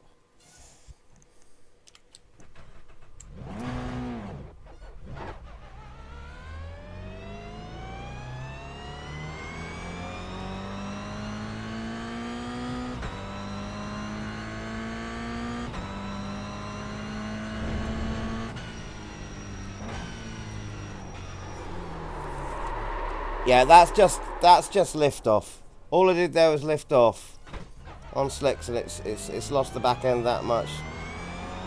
So yeah, I don't.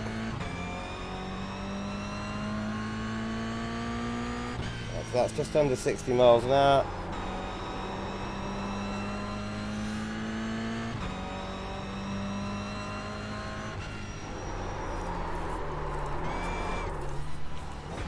I don't know, it's really hard to tell. I find the easiest way to check out if the slip angle's changed on these tyres is by trying to drift it around a corner.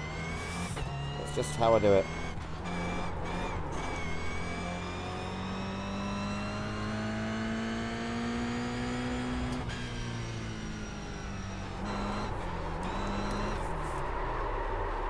Yeah, you should not have. 2 stabs of throttle. The first one starting to get sideways, lifted off a little bit. Second stab, it had time to come back into alignment. Second stab, and it was completely sideways. That's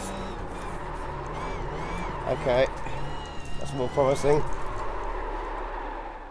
That was not enough revs to. Okay, yeah. I don't think slick tyres have changed much. I was really hoping for that with this update, but it is not the case. Right, so that's yeah,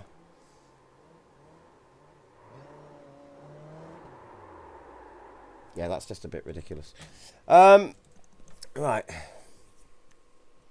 So is it gonna? It's telling me the sim's running, but it's not. I've just stopped the sim. Why is? Why? Close. Close. Sim isn't running. I've just got the UI open here. That's all. Yeah, if I go to test drive again, it's going to tell me the sim's running. It is not running. That is annoying. Is it running in here? Is it telling me? Racing UI. Racing. iRacing, Racing UI. iRacing. Just end that task there. Yeah, and that quits the whole thing. Oh, this is something I just don't get about iRacing, guys. Is there anyone actually still here? Let's have a look. 2 of you. Like I said, I didn't know who was going to watch this stream anyway. Right, so let's see what happens when we go for a bit of AI racing. And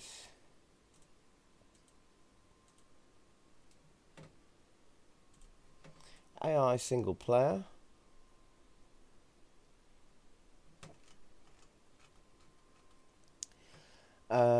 Seasons, opponent roster. Create a roster. Single race, please.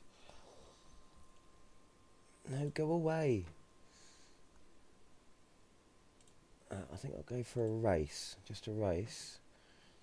Let's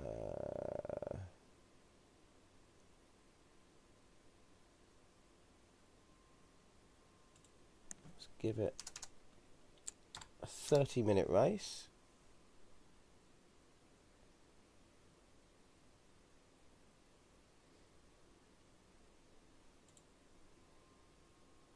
Okay.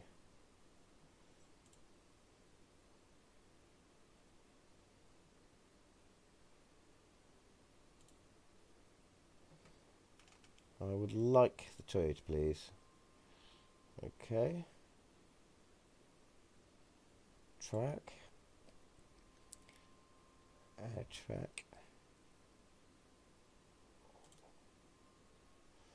And it's got to be Snetterton.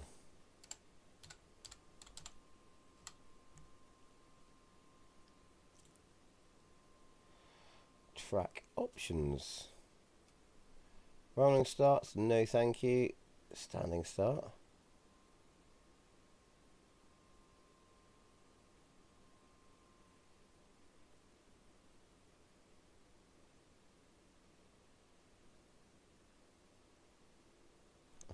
no. Fast repairs, joker laps, no. Short parade lap, no. Automatic full course yellows. They were lucky to wave arounds.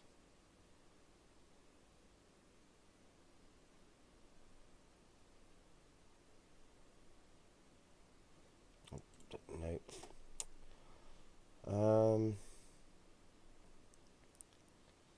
Short parade lap. Allow full course yellows. I want full course yellows, yeah, in case it gets something goes really wrong with the AI. Fast repairs, no limit. Fast repairs, 1, 2, 3.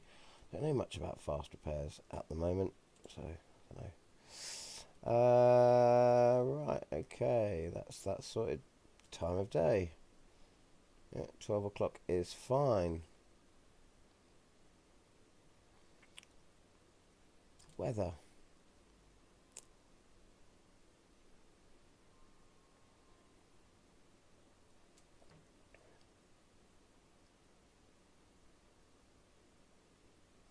Specify timeline editor. Specify exactly how you want the weather to behave over the course of your event. Forecasted, realistic. Create a forecast that defines likely weather phenomenon during the season. I'm going to go for timeline editor. Create a forecast in your timeline editor. Specify exactly how you want the weather to behave. Yeah, okay. So we'll launch my timeline editor.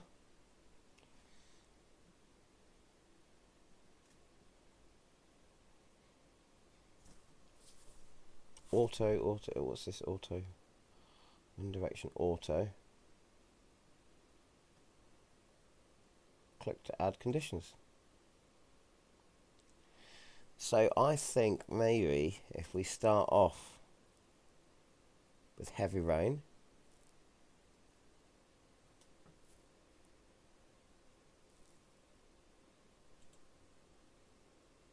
going to clear. Yeah. But how? So this must be over the course of, what is that, 10, 11, 12. Why doesn't it say 0 to 30 minutes? It's a 30-minute race. We'll start off with heavy rain, going to clear, because I want to see how the dry line starts to occur.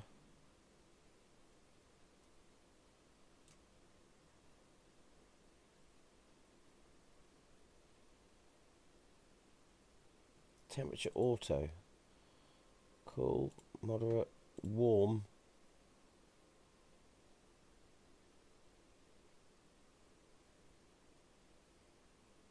Yeah. Submit timeline.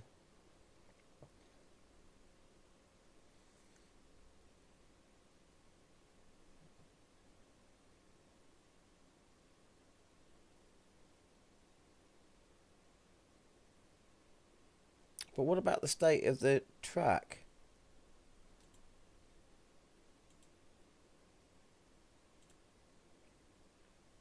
Racing discipline, sports car.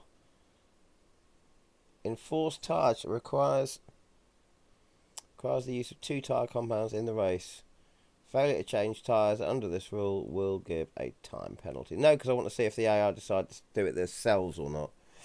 Start race with qualifying tyre choice. No. Disable car damage, definitely not. Ah, track conditions. This is what I was hoping for. Right, leave markers on the track. Race starting track state.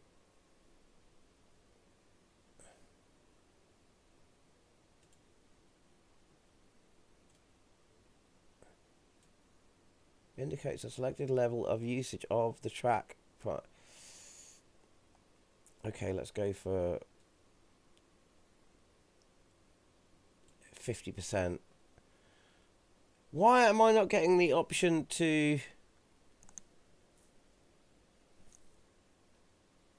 I'm not getting the option to set the start of the conditions of the track, as in standing water, that sort of thing. Number of AI drivers. Let's see what happens if I try and put 30 drivers, me and the AI, on the track. And see what happens to the frame rate in the rain. skill spread.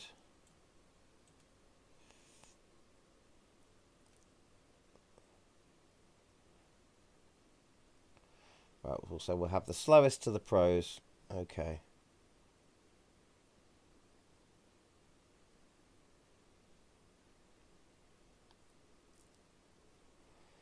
But why?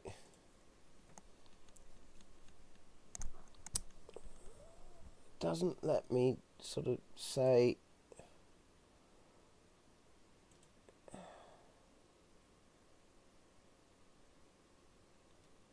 Oh, okay, we'll just load it and see how it goes.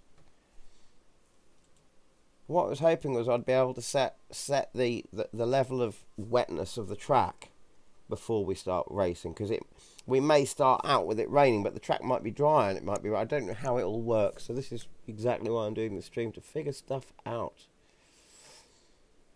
Oh, I've lost my chat on the phone. Where's that now?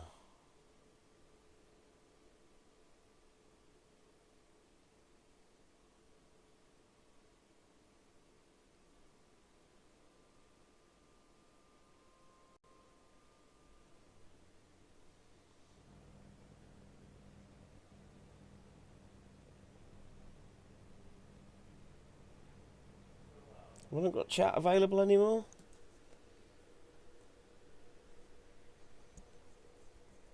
Was live chat finished? Is it not working?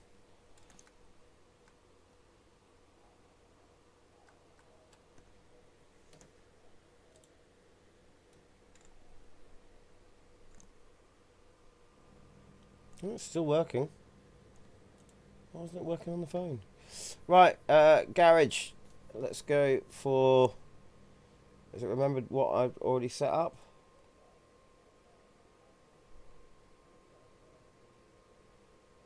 Looks like it has. How much fuel? Plenty of fuel. Let's go. I can't see my chat window, everyone, so if you are chatting, you know, just chat amongst yourselves. I don't know what to do here. Well, I'm at the front of the grid. Green flag, green flag. And it's completely dry. So it hasn't taken account of the weather settings that I've gone and put in there, has it? You're on a dry tyre. Car on your left. Oh, no. Stay on the right. You're on the right. 3 wide. Left side, 2 wide. So it's not raining, but the track is wet. Clear. Okay.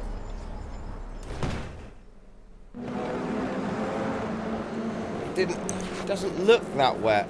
Okay, that's confusing. All the damage is repairable. Right, this is not making sense. Got to figure this out.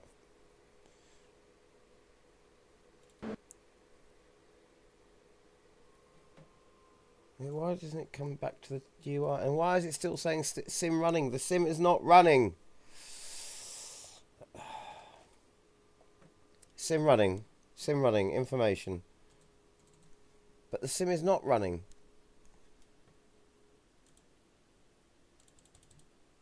Why is it telling me the sim's running? I've just stopped it. I've just shut it down. There must be something I'm doing wrong here. It must be something I'm doing wrong. Sim running, but the sim's not running. Home.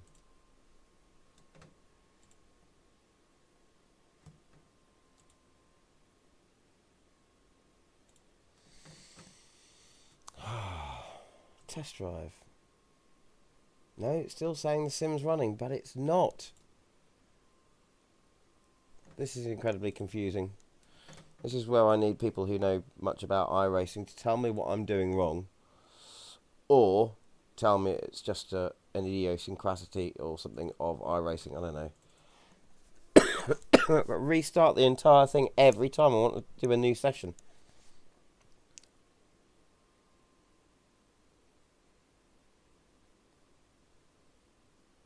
Oh, we are taking a while to connect to iRacing now. Why is that? It's not connecting. Is my browser still working? Yeah. Why did that take so long?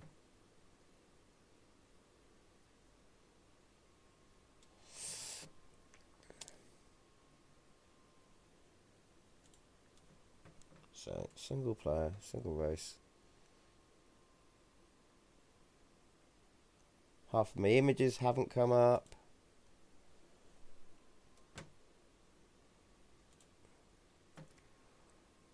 Right, so race. Continue.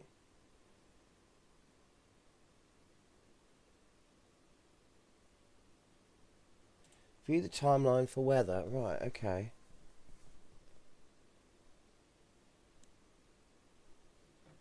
So this just isn't making any sense. Back. Car. Got the car.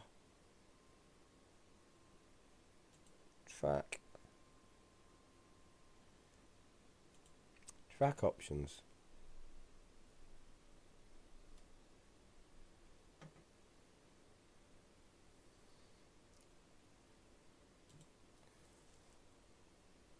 Time of day, that's fine. Weather.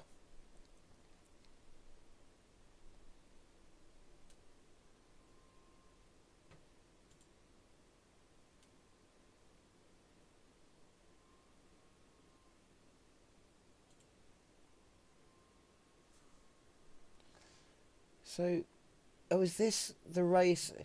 Oh, I see. Right, okay. So this is giving me a timeline from 10 in the morning till, I guess, 1. And so that's where the race starts.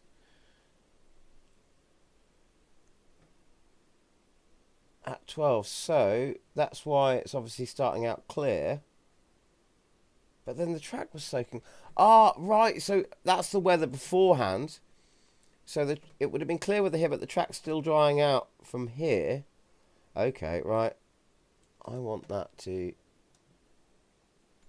start like that and then dry out for the rest of the race. There we go. Getting the hang of this now. Getting the hang of it. Okay.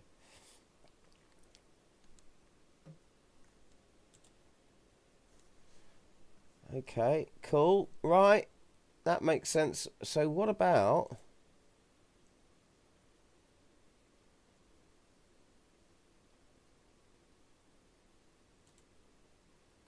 What about my starting position? AI opponents.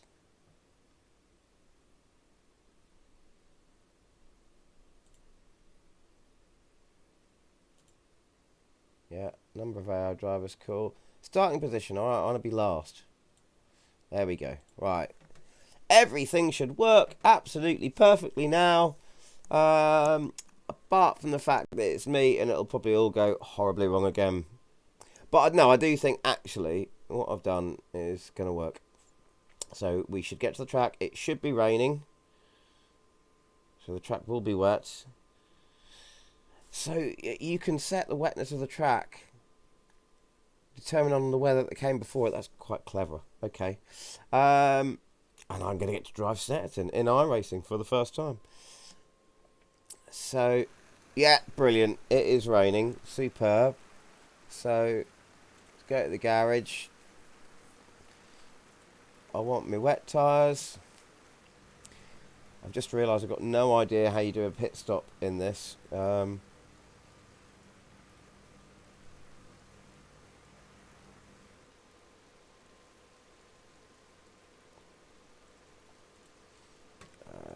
go options. Auto pit speed limiter. This is a good question. Have I set my pit speed limiter? Space. Yeah, okay, right.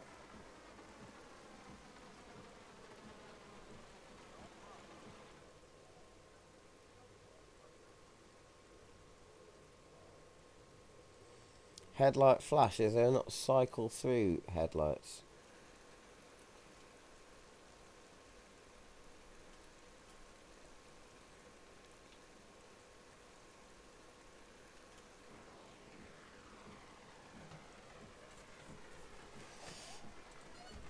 Right.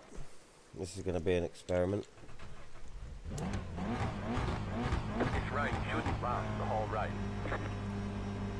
81 FPS with 30 cars on track. Green, green, green. That is not bad at all. Going down to 73. What's going to happen when the spray starts to get heavy? And I turn the windscreen wiper animation on. 73. This is... I'm hardly losing... God, the spray is unbelievable. That's fantastic.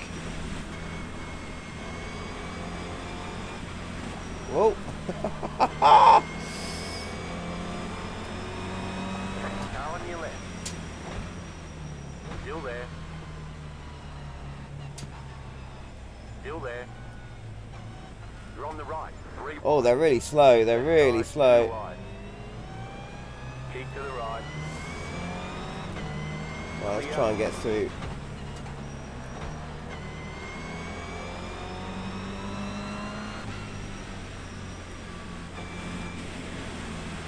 Big puddle on the inside there.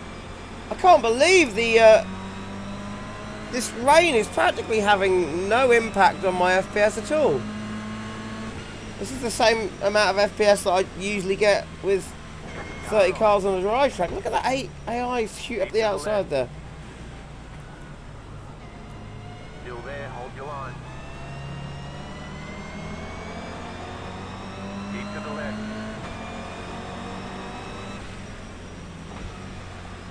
Oh, it's really wet on the inside of the corner there. Hold your line.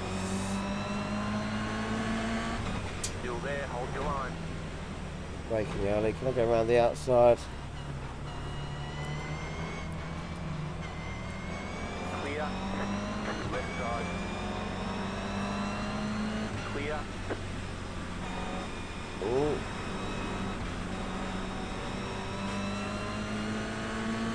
That spray is fantastic.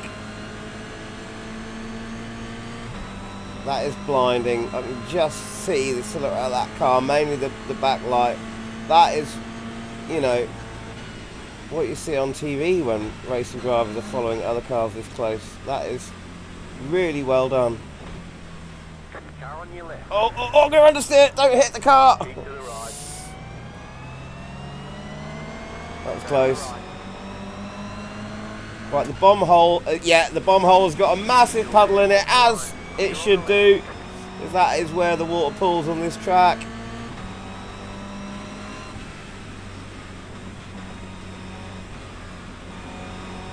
They're all going around the outside of the track. They do look like they're at.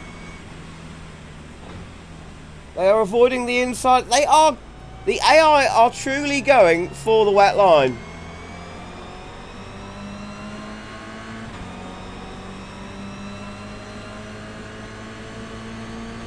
I've got to stay as close to this car as possible, because the further it gets in front of me, the worse the spray is going to get, and it will disappear. Oh, lock up. Car right. Clear. Oh dear. And I do believe the grass does seem more slippery than it used to be, which they said they'd done, and it seems like they have. Look at that! Look at the AI going for avoiding Car on your left. avoiding the puddles and the wet. This is amazing! I am bowled over. There's a car off track, brilliant. Nice to see they're not infallible.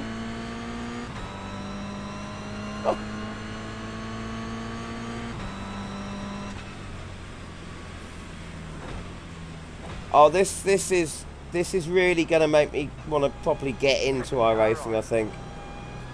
This is just... Stay on the left. Clear.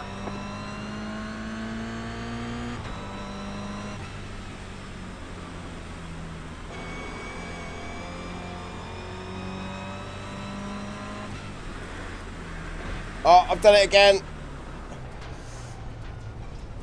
Got braking distance. I was definitely a lot longer in the wet, especially if you lock up like that. The only trouble is because it's iRacing's force feedback, I'm just not getting all that much information through the wheel, telling me sort of when I'm locked up and when I'm not. It's mostly done through the sound. And I'm so used to stuff like, well, R Factor and AMS2, even ACC. I just feel a lot more through the wheel. I'm not getting those cues here. Right side. Clear on the right. But that's force feedback. Physics-wise, this is really pretty damn good. Although I'm going to have to turn up the force feedback strength because this is not feeling. I'm just not getting enough information. Left side. So, iRacing, you've done the big weather update. Next thing, force feedback update and dry tyre update would be good. But this is the first time I've driven Stetson because it's never been free before. It looks great.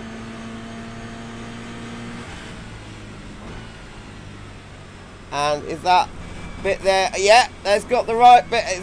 Yeah, there's that huge bump on the inside curb. That's exactly where it should be.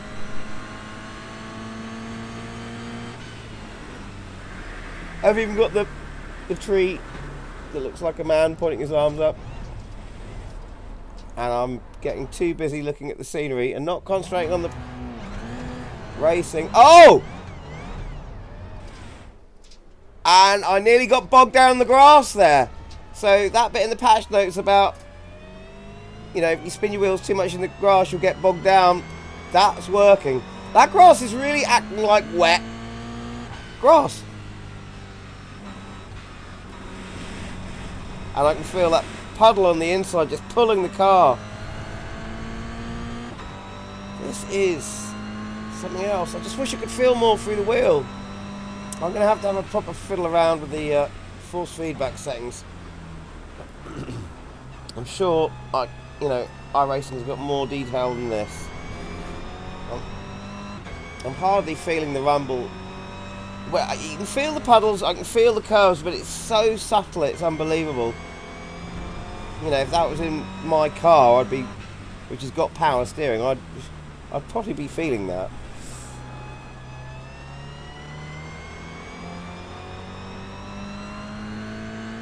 So the rain has stopped. Whoa, whoa! So I'll turn off my wipers there. If I can catch up to another one of the cars, I'm assuming, because I've done it properly, when I get into their spray. Yeah, that's it. I'm getting into their spray and I'm going to have to turn the wipers back on because raindrops are appearing.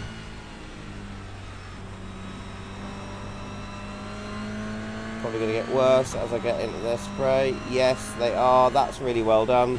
I like that. And I like the way they're now starting to bead up the windshield. R Factor 2 does that really well. Look at that.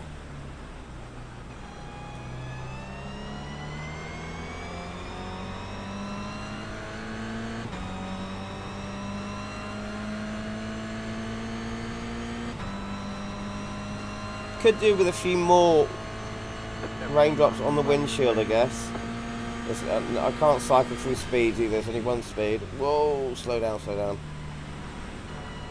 Left side. Whoa. You're on the left.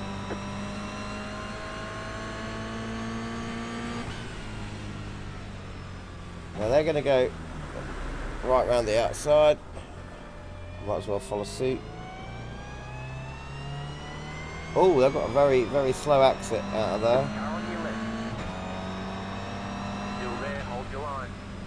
If I go around the outside. Clear on the Oh, left. he's got a good line on the inside there, though. Clear.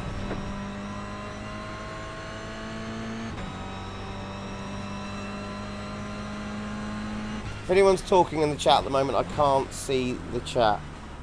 So, I'm not talking to you, that's why. I'm not being rude.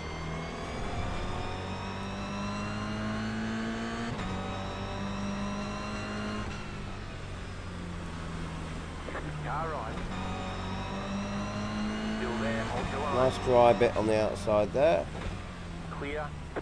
Right side. Stay on the left. He's definitely braking into the corners better than I am there. P3. Just set the fastest Looks like... Is that a dry line appearing already? I have got the conditions set to warm or hot, so the track should dry out pretty quickly. Evidently it's still quite wet because I can see that amount of spray coming off the car behind me, but the track still looks a bit dry. I don't know if that's because I haven't got my reflections turned up high enough. Oh, lock up there. Which was would have been very hard to tell if I had my sound off, because I can't feel anything.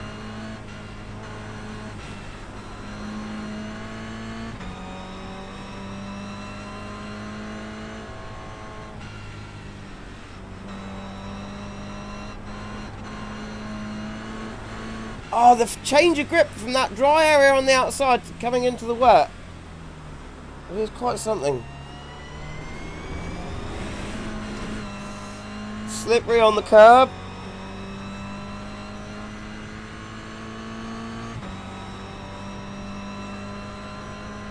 Following the dry patches.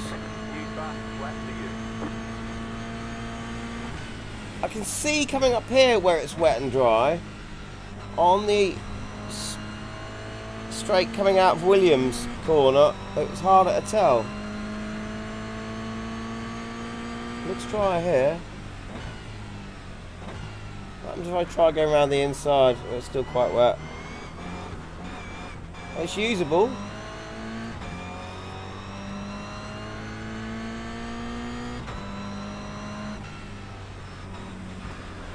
Oh, inside's still very wet. Outside, pick up the grip. Wow.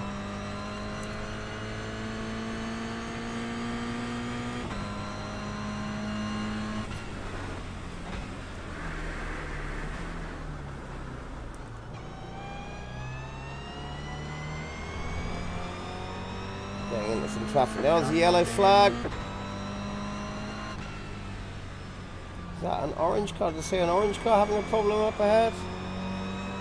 No, oh, it's obviously cleared now, whatever it was. Oh, hit the pedal there. And you can feel it as well.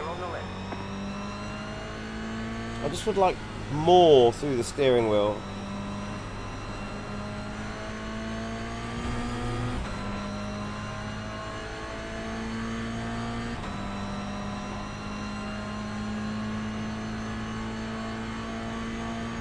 Only just now starting to get a little bit of slipstream, and I'm going to have to... Can I do it? Yeah, I made it. Oh, no! Oh, just kissed his back end there. Don't think that would have caused any damage.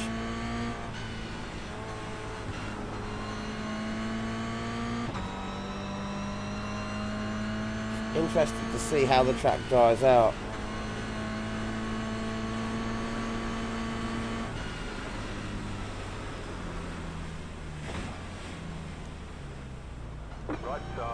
It's the sounds as I go through the puddles. They're happening where the puddles are, left, right. It's really good.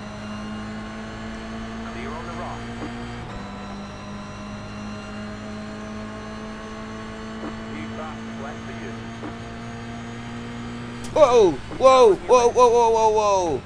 Oh, he brakes so abruptly there. I was not expecting that. And he braked hard too. I'm going for the outside.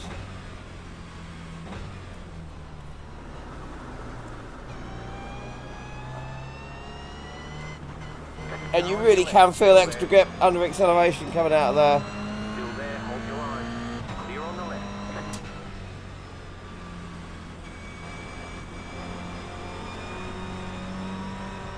It's just so dynamic where the different areas of grip are. It's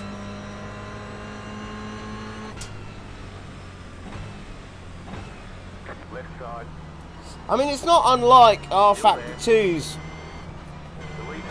Oh, just got another bit of contact. That was my fault. You're in the middle, 3 wide. The car is P6. Just That was set some the glue car behind that I swung out on a bit. 3, 1, clear. But, you know, R Factor 2's drying line I've always found pretty good. Keep your ride. And you can tell the different areas of grip on track, Still there, hold your line. but not Still there. quite like this. Not quite like this. AMS2, there's you know, it's great where you've got different areas of the track that are gripping that are not. I can really catch you out. But the way everything is working here,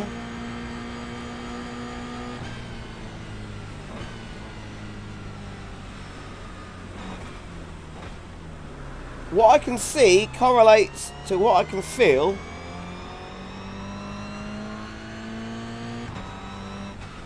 And it also looks better, say, than R Factor 2, because when you get the R Factor 2 drying line, it sort of comes in swathes, and you can see where it's drying, but there's not a smooth edge to it. This looks much more realistic. The puddles are working, that's great.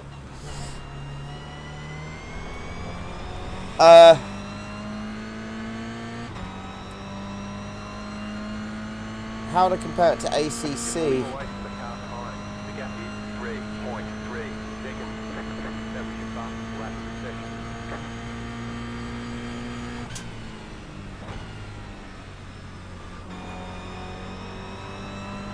session. ACC, I really like the way the tyres keep grip and then get to the edge of grip and lose it in the Now on your left. wet. But I've never really done a race in ACC where it goes from wet to dry, so I've never really seen what happens with the drying line. I'm gonna have to try that out. All the time I've had ACC, and I've never done a race that goes from. I'm just using that dry bit of the track there on the outside for those outside tyres, and it's gripping as I would want it to. This is just.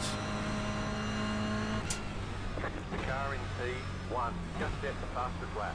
23.82. It's not perfect.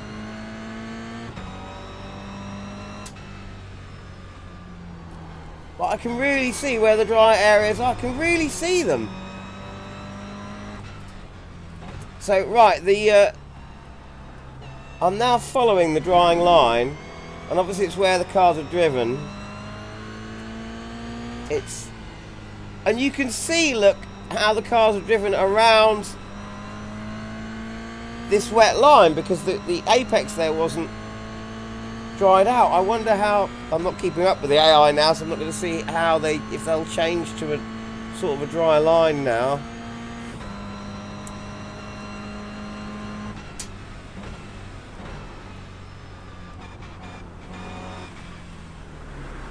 See, that's a bit confusing. It's not perfect because that's confusing there, because I went onto a part of the track that I thought looked dry, but was in fact wet. It's got a bit confusing there with the textures. Outside definitely dry. That's definitely wet. I can feel it as well. Two lines of dry right in front of me there. Let's keep those outside tyres on that dry stuff.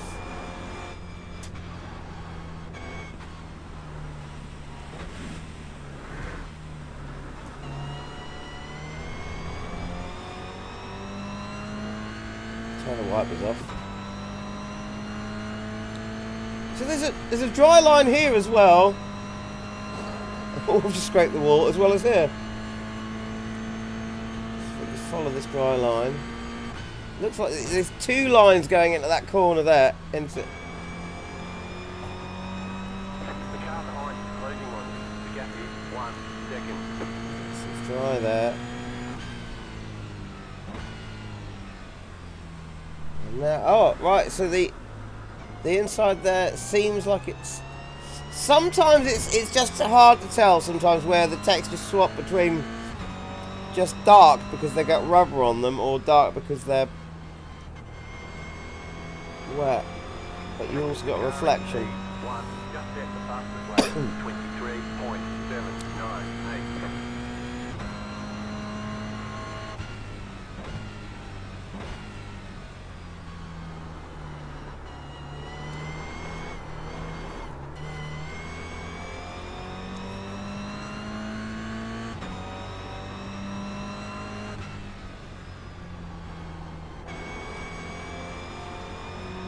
Track's definitely drying out nice and quickly though. That's exactly why I set the weather to warm, so it would dry out within the 30 minutes. But here, so that's the dry. I'm on the dry there, dry there, dry there. And the rest. Now I can really see the difference. You can really see the difference between the wet, slightly reflective, and the dry now. The wet there on the inside. This is fantastic. I'll start pushing it a bit harder now. Oh, oh, oh, oh!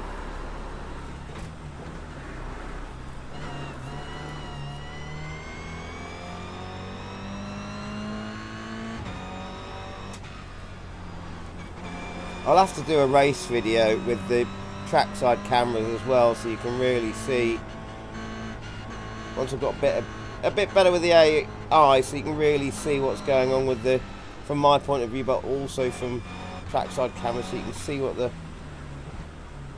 all the cars are doing. This is just, and also if what you see in the car correlates to what you see on the replay cameras.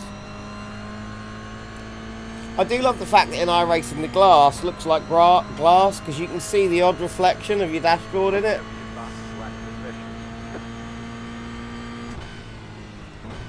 And another thing I love about iRacing, and this is something I heard Gamer Muscle say a lot the other day, like he was defending iRacing. I think someone said they didn't like his graphics. He was saying, I really like iRacing's graphics. And I have to say, because I've said this several times to flip-flops, I do. I love iRacing's graphics. Because it hasn't got all of the bells and whistles and all your sort of dynamic lighting and this and that. But what it does have is, like R Factor 2, it's got these clear, crisp lines on everything. So linear. And, you know, there's no oversaturated colours. But one of the most important things for a racing sim is to be able to see far ahead into the distance, because you're going to be getting there quickly. And in R Factor 2 and iRacing, the crisp, clean lines, the anti-aliasing, it's all done really well. As opposed to, say, the worst offender for not having nice, crisp, clean lines is certainly ACC. You know, no matter how much anti-aliasing you put on it, look at the difference between the dry line here now and the wet. You look into the distance and everything's fuzzy. Everything's fuzzy. Look at that bank of cloud moving out there. That's fantastic. That reminds me of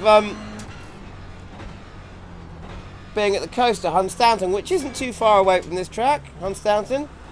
And you can see banks of cloud rolling in across the sea. Oh, look at that! I'm starting to catch up with another AI car, so I'm getting a bit of water on my screen. That is really well done.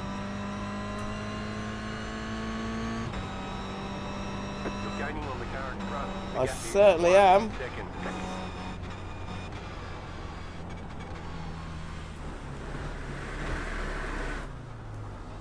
I was on the wet there, and I could feel it start to slip under braking, and then I got onto the dry patch, and the grip came back.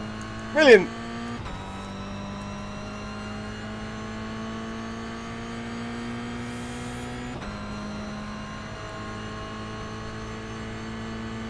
But this guy is getting away from me.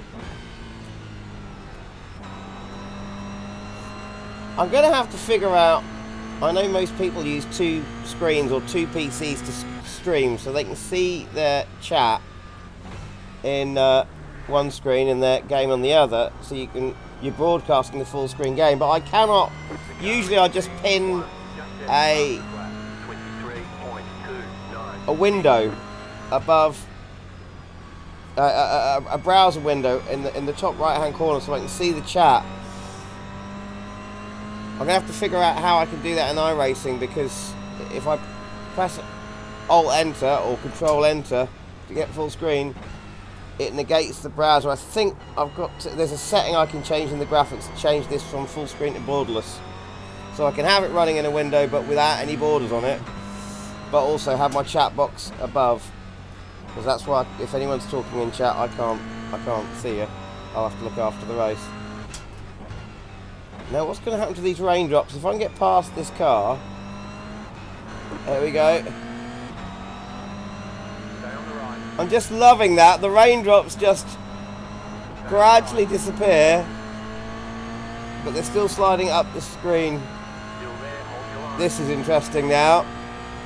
Can I force him onto the wet stuff? Oh, he's fighting back with me as well. I'm trying to keep him on the wet line. So I've got better braking. No, how did he do that? The AI are definitely better with their brakes than I am. I could have possibly braked harder there, but it's not being able to feel the lock-up so well in this. It's putting me off braking as hard as maybe I could on this dry line. Oh! Car on your left. See Clear on the what I right. mean?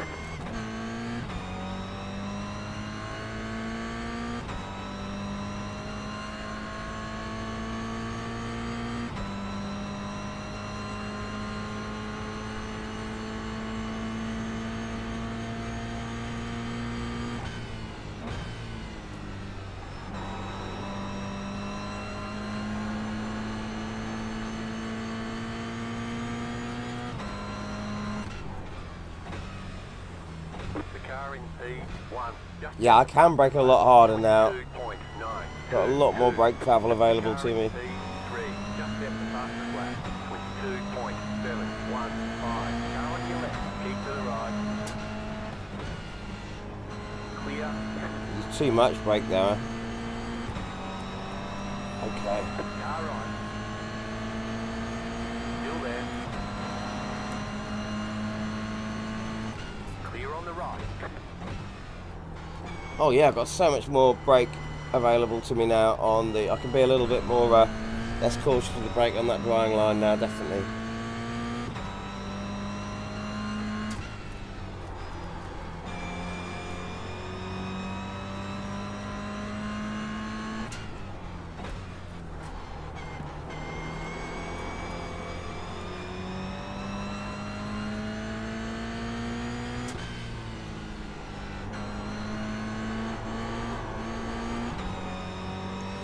Why is the chat not coming up on my phone? Ah! Don't! This is why you should never use your mobile phone whilst you're driving, folks. It would just come up on my mobile phone and I could see the chat, but I can't. Still there. And I beat him round the corner there because I was on the dry line, even though he caught up with me because I was playing with the phone.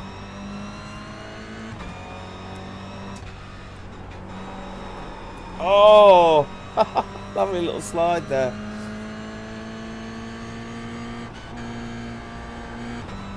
So, as confirmed from my little tests earlier, it is easier to do a controlled drift on the slick tyres in slow motion in the wet than it is to do it in the dry with slick tyres. It is also easier to do a controlled drift on the wet tyres in the wet than it is to drive the car in the dry on slick tyres. So, iRacing, now that you've done this, I think overhaul of the slick tyres slip angle, I think now. That's next. And force feedback updates. 0.349.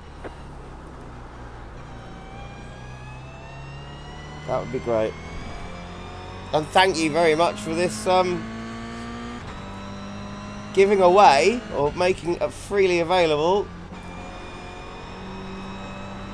my closest racetrack. Bank of Cloud is still there.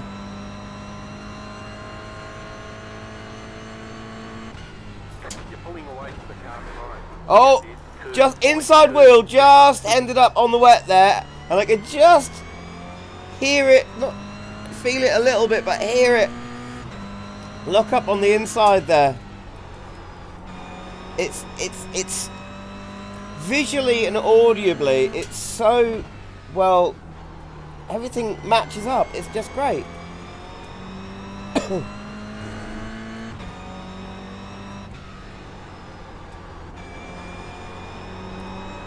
Right. Let's see if I can get live chat working on my phone and not... There we go! I've got live chat back up on my phone. Brilliant. Ah! The leader is coming up on you. They're not F5. Oh, I'm about to be lapped! I'm about to be lapped as I understeer. Wildly.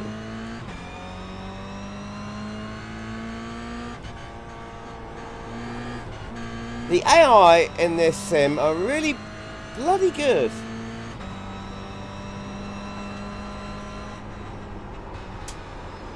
Whoa! Be careful with the wet stuff. I knew exactly where to brake hard and then White flag. Stay smooth. lift off a bit there. And come off the brakes because I knew I was. You heard it just as the inside wheel caught a little bit of the wet. Feel it just start to lock up. This is brilliant. This really is. Clear. Car on your left. All puddles. Clear. Right, so this is our leader. The car in P4. Just left the fastest lap. 20.064. He's braking later than me. On the Why? right. Clear on the left. This is the leader.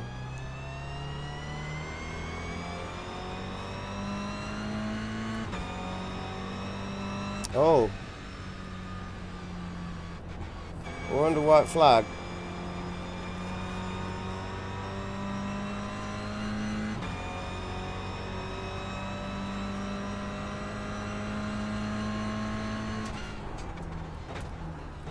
So much more braking available there now.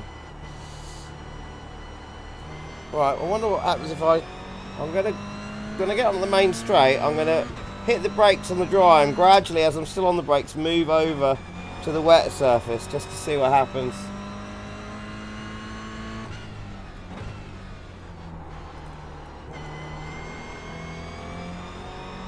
Right, so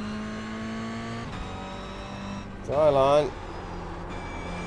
Using so much more speed round there. So got wet on. I'm going to get up to high speed, get right close to where the wet stuff is, and I'm going to try and brake on the dry as I then hit the wet. So braking on the dry stuff, loads of brakes, hit the wet, and it slides. Oh, this is just, it's so good. And it doesn't just suddenly go, you're on the dry, you won't lock up here, but then as soon as you hit a bit of wet, you will then be fully locked up. It's like you hit the edge of the puddle and you can feel the edge of the puddle is a bit damp. And then it gets a little bit more, and then where the water's pooling, then you really start to lock up. It's so dynamic, it's just... If they could make the dry tyres as dynamic as this wet road is, that would just be awesome. I don't know why. So no, it doesn't look like anyone really pitted there. Checkered flag. Better schedule some testing. We'll get them next time. Just puddle here. Curb quite slippery.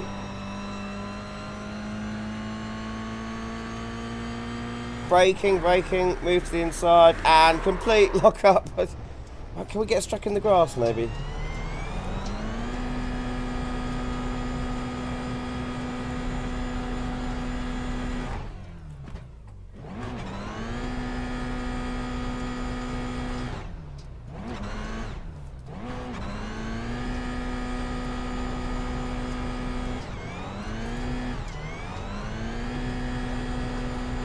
Grass feels so much better.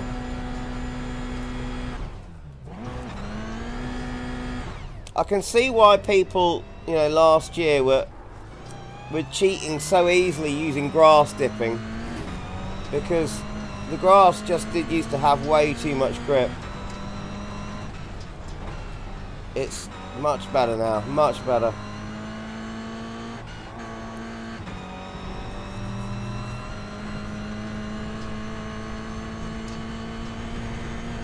Yeah, it's a bit...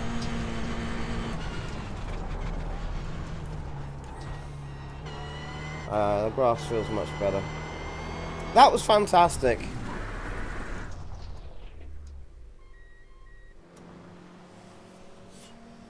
That was fantastic. So,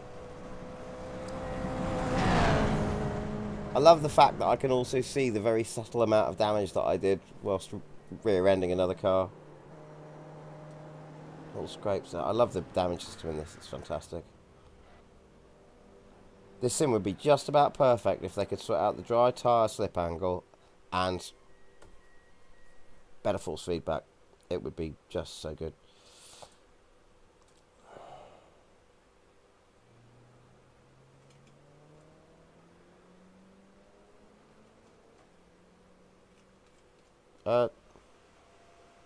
Is it saying there are 64 drivers on track? What?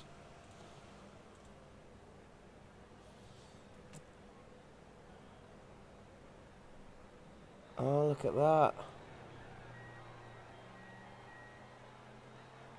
So that's how much faster we were getting as the track started to dry out.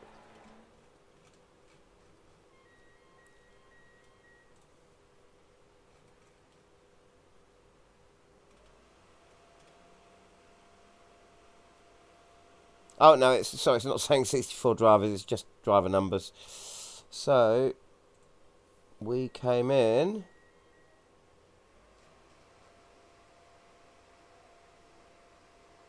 in 18th. Not bad. Well, not great at all. But that was tremendously good fun.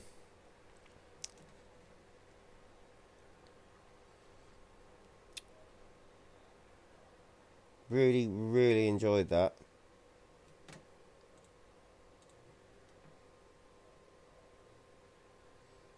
In fact, when I leave, I might save the replay info.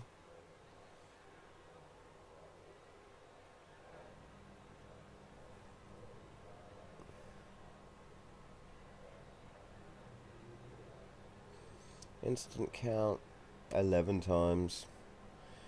No penalties, no DQs.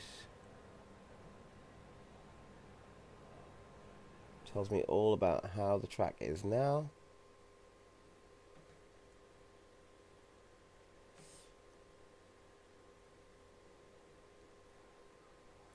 So this is the bit I don't get about iRacing though. So I'm going to quit this now. Which means quitting the simulator and going back to the UI. Yes, I'd like to really quit. Yeah, I'd like to rename that Stream Race. Okay. Right. So that should take me back to the UI, but the UI is minimised. I don't know. I didn't minimise it myself, so I don't know why the sim does that. Oh!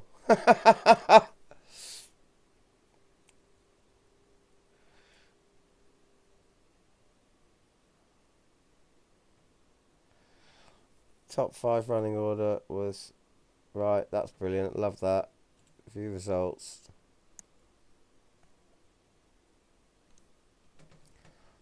Brilliant. Close. Right, but this is the bit that I just don't get. Why is it telling me the sim is still running? And if it is indeed still running, why don't I have the option to turn it bloody off? So I can start a new session without having to close everything down.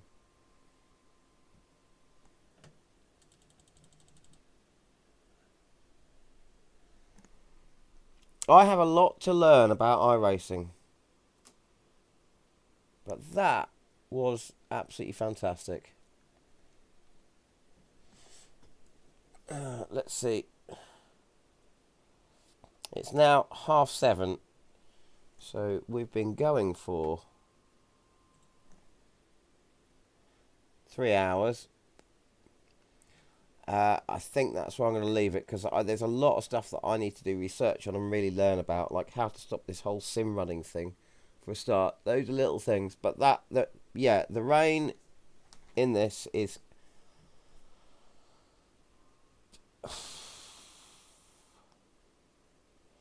I think it might have the best rain system I've ever seen. I really do. Thanks everyone for watching. I'm going to end it there. Enjoy this update and the new free car. I need to try the new free car. I'll do that another time and maybe make a video of it. Okay, all the best.